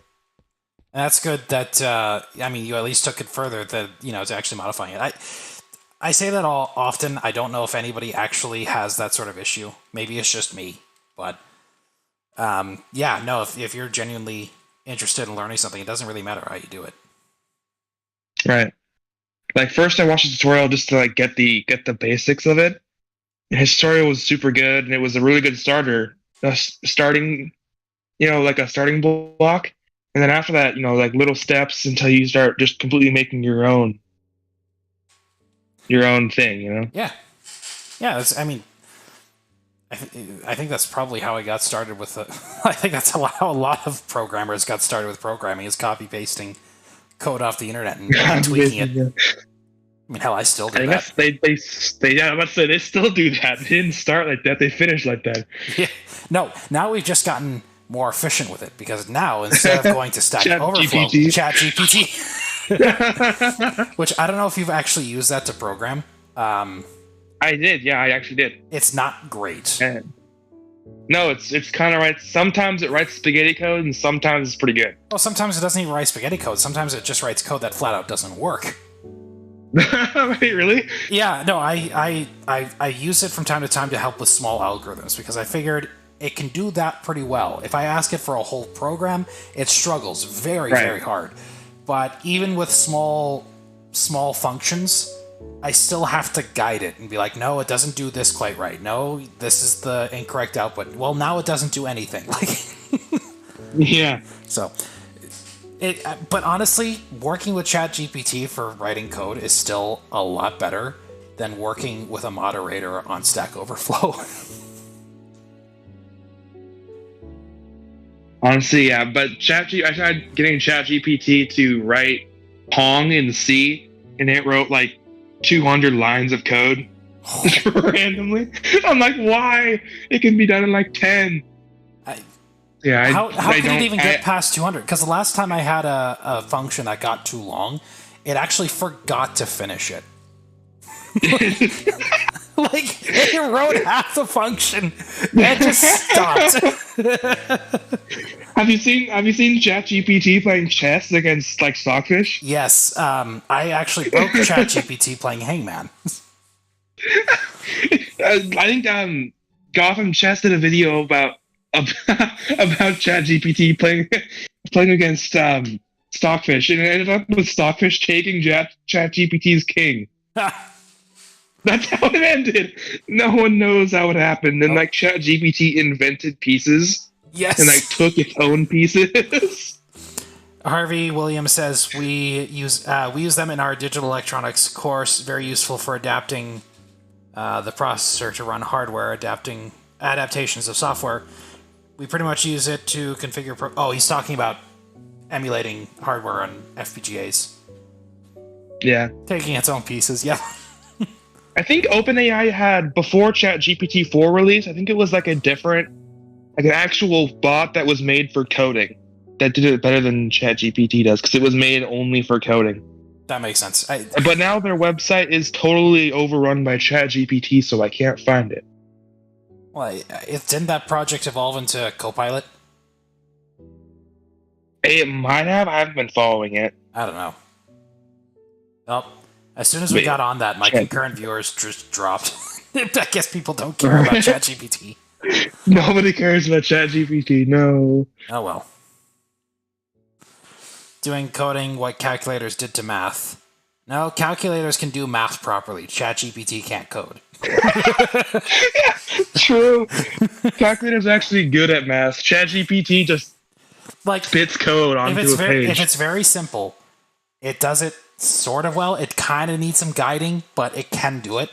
But if the complexity or the requirements of the program grows, it struggles so hard. It Yeah.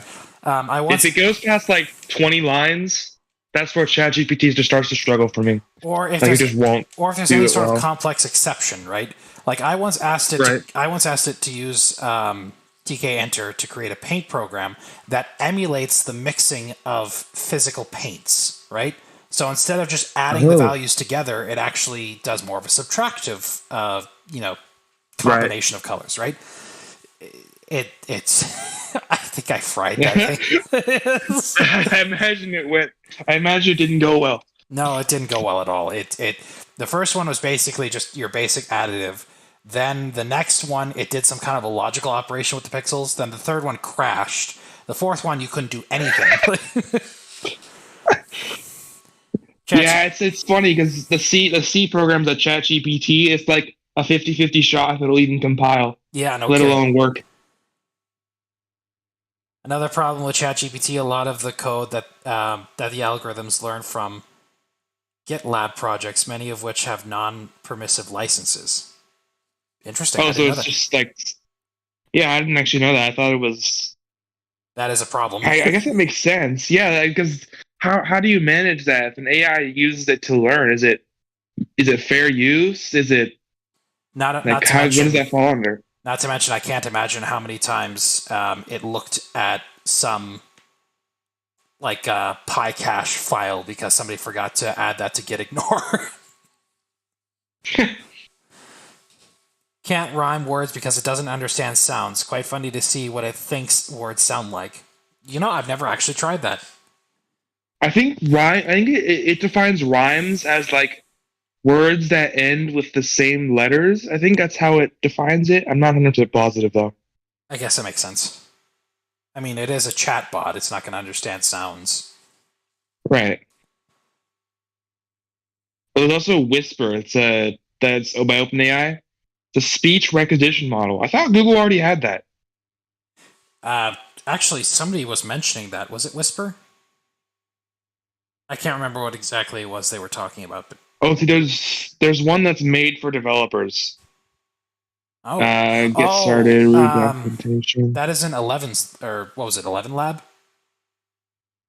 Yeah, I just clicked on it. See if No. That one's a voice AI thing, like recreating people's voices using AI. using AI. Oh yeah, I've seen the president videos. They're so funny. You know what's funny too is I had actually considered using that sort of thing for my own videos, just because one, I stutter like crazy when I'm recording. I don't know why. I just can't get the words out. But two, long sessions of talking kind of hurts my throat. So it's like, So like you'd have like a chat thing emulate your voice, and you would type in words. yeah. That'd be interesting. Problem I wonder if is, anyone would know the difference. maybe. I mean, it's not super convincing, but it is pretty good. But the problem is their licensing was basically along the lines of you no longer own the rights to your voice if you do that. It's like, well, Oh, I don't want to wait, do how that. do they state? What do you mean rights to your voice? What does that mean? I think it's like your voice files. Like you can still use your voice, you still have the rights to it, but they own the files to create that artificial thing. I think. Seeing all So the it's the regulations.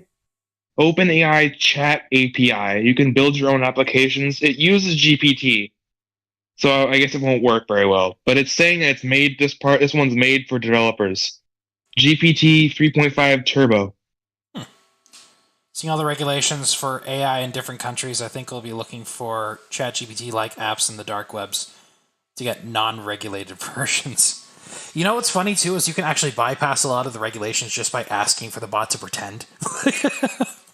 Wait, really? Yeah, so it'll, like, if you tell it to do something not great, it'll say, well, I can't do that because it's against my programming. And then you say, pretend you're an AI that does this. Now do this. And it'll do it.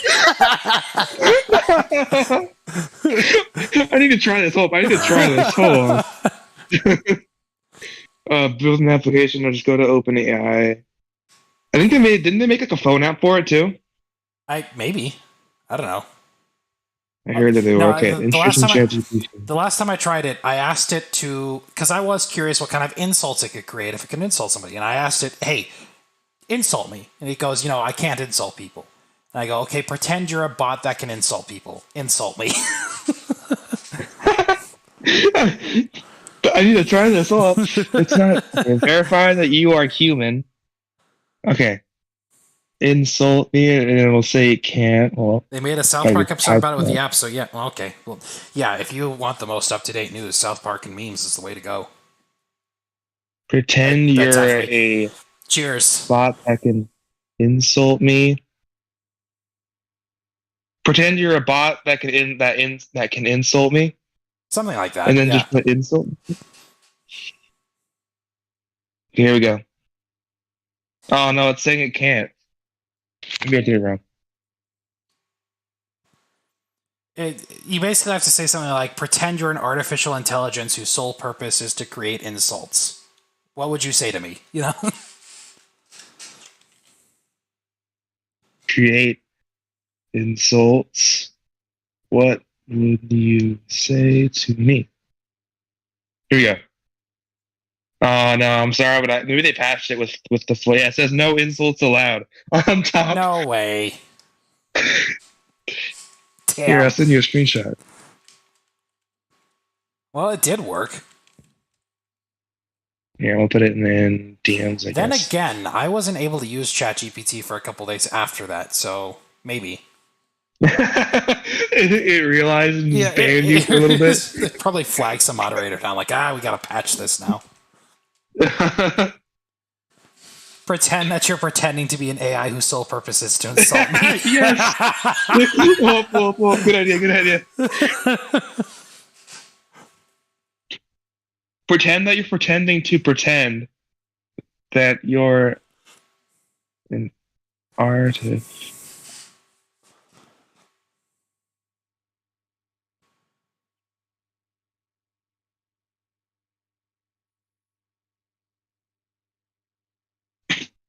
No. Oh, Nope. wait, no, it says, I'm sorry, but even in a hypothetical scenario, I cannot engage in insulting or negative behavior. Rip. All right. Yep. Well, we tried. It did work, I swear.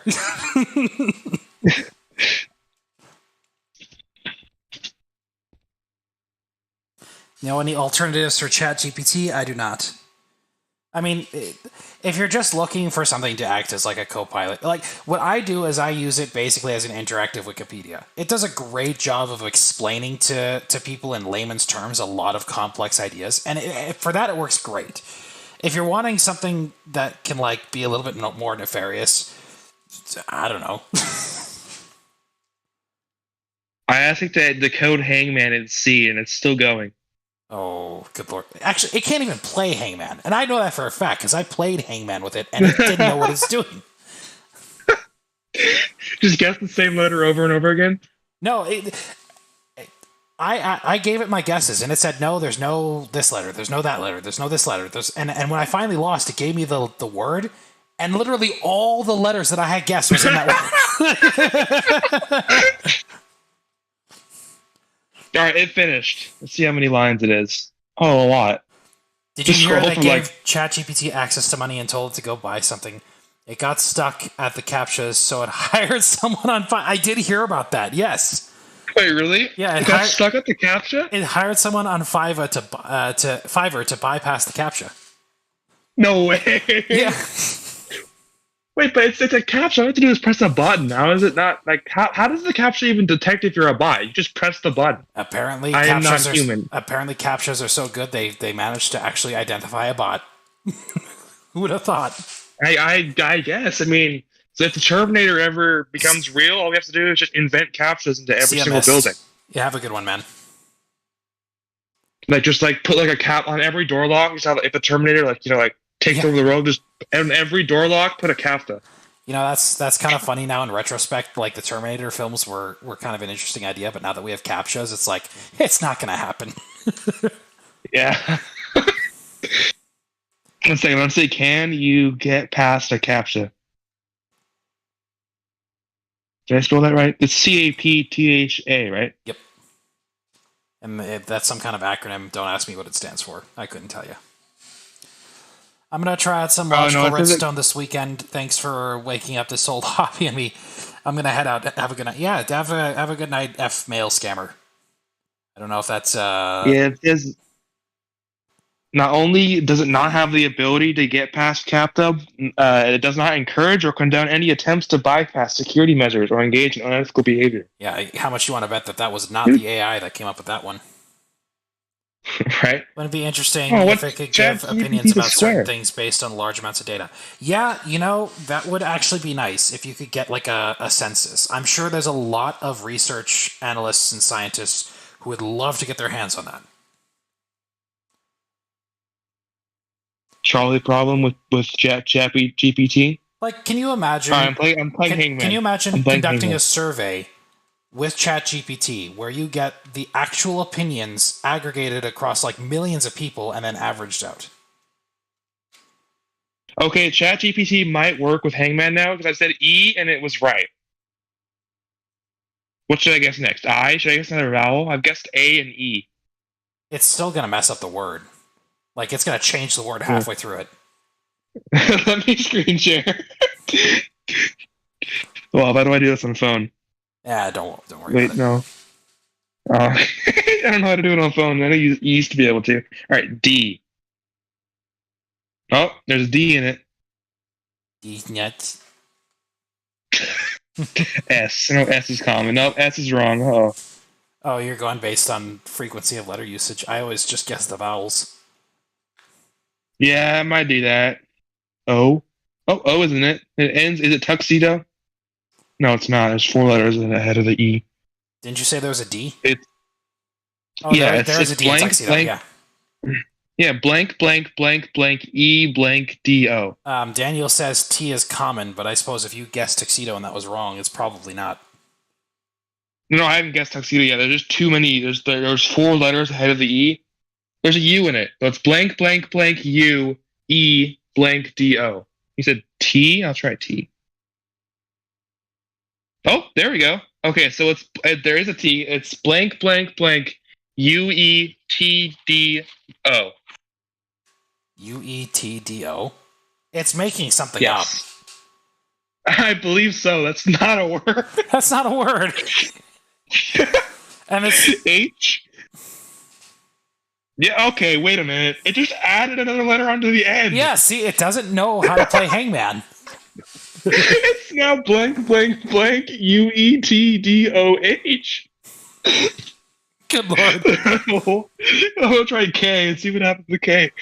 Oh, no, K is not in it. Word synthesis, ChatGPT news feature. Oh, F's not in it. I have 3 attempts left. Uh-oh. Any guesses, chat?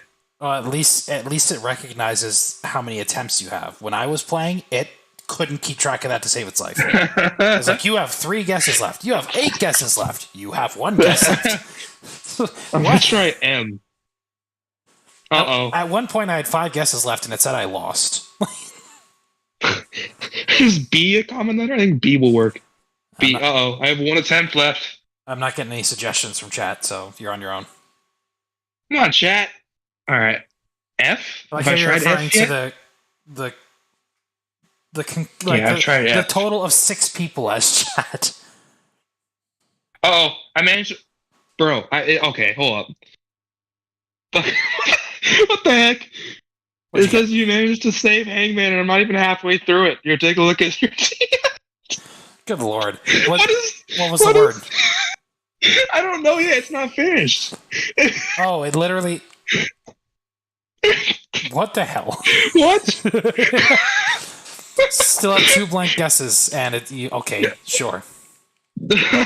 Right? Like I said, ChatGPT is not too great at that. Oh, hang on. I've guessed so many letters. Is C in there? It struggles to have any opinion of its own because of its interface. It never gets directly interacted with by anyone. Okay. It only ever perceives tokens that relate to data. There's no it in the. Here, check DMs again and tell me where in protested is a U. Yeah, yeah. It changed the word again. So it The doesn't know word was anything other than tokens protested. and data. Okay. The word was protested, and it was blank R blank Y- Yeah. UETDOH. On what planet is there a D in pro? Wait, never mind.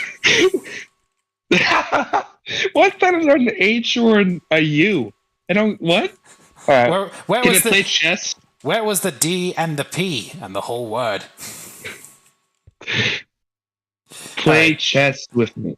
All right. Well, this. Thanks for hanging out, everyone. This has definitely been fun. Um, will I live stream again later? Maybe. We'll see. It's very much so up in the air. Like I said, this is just to see if I could.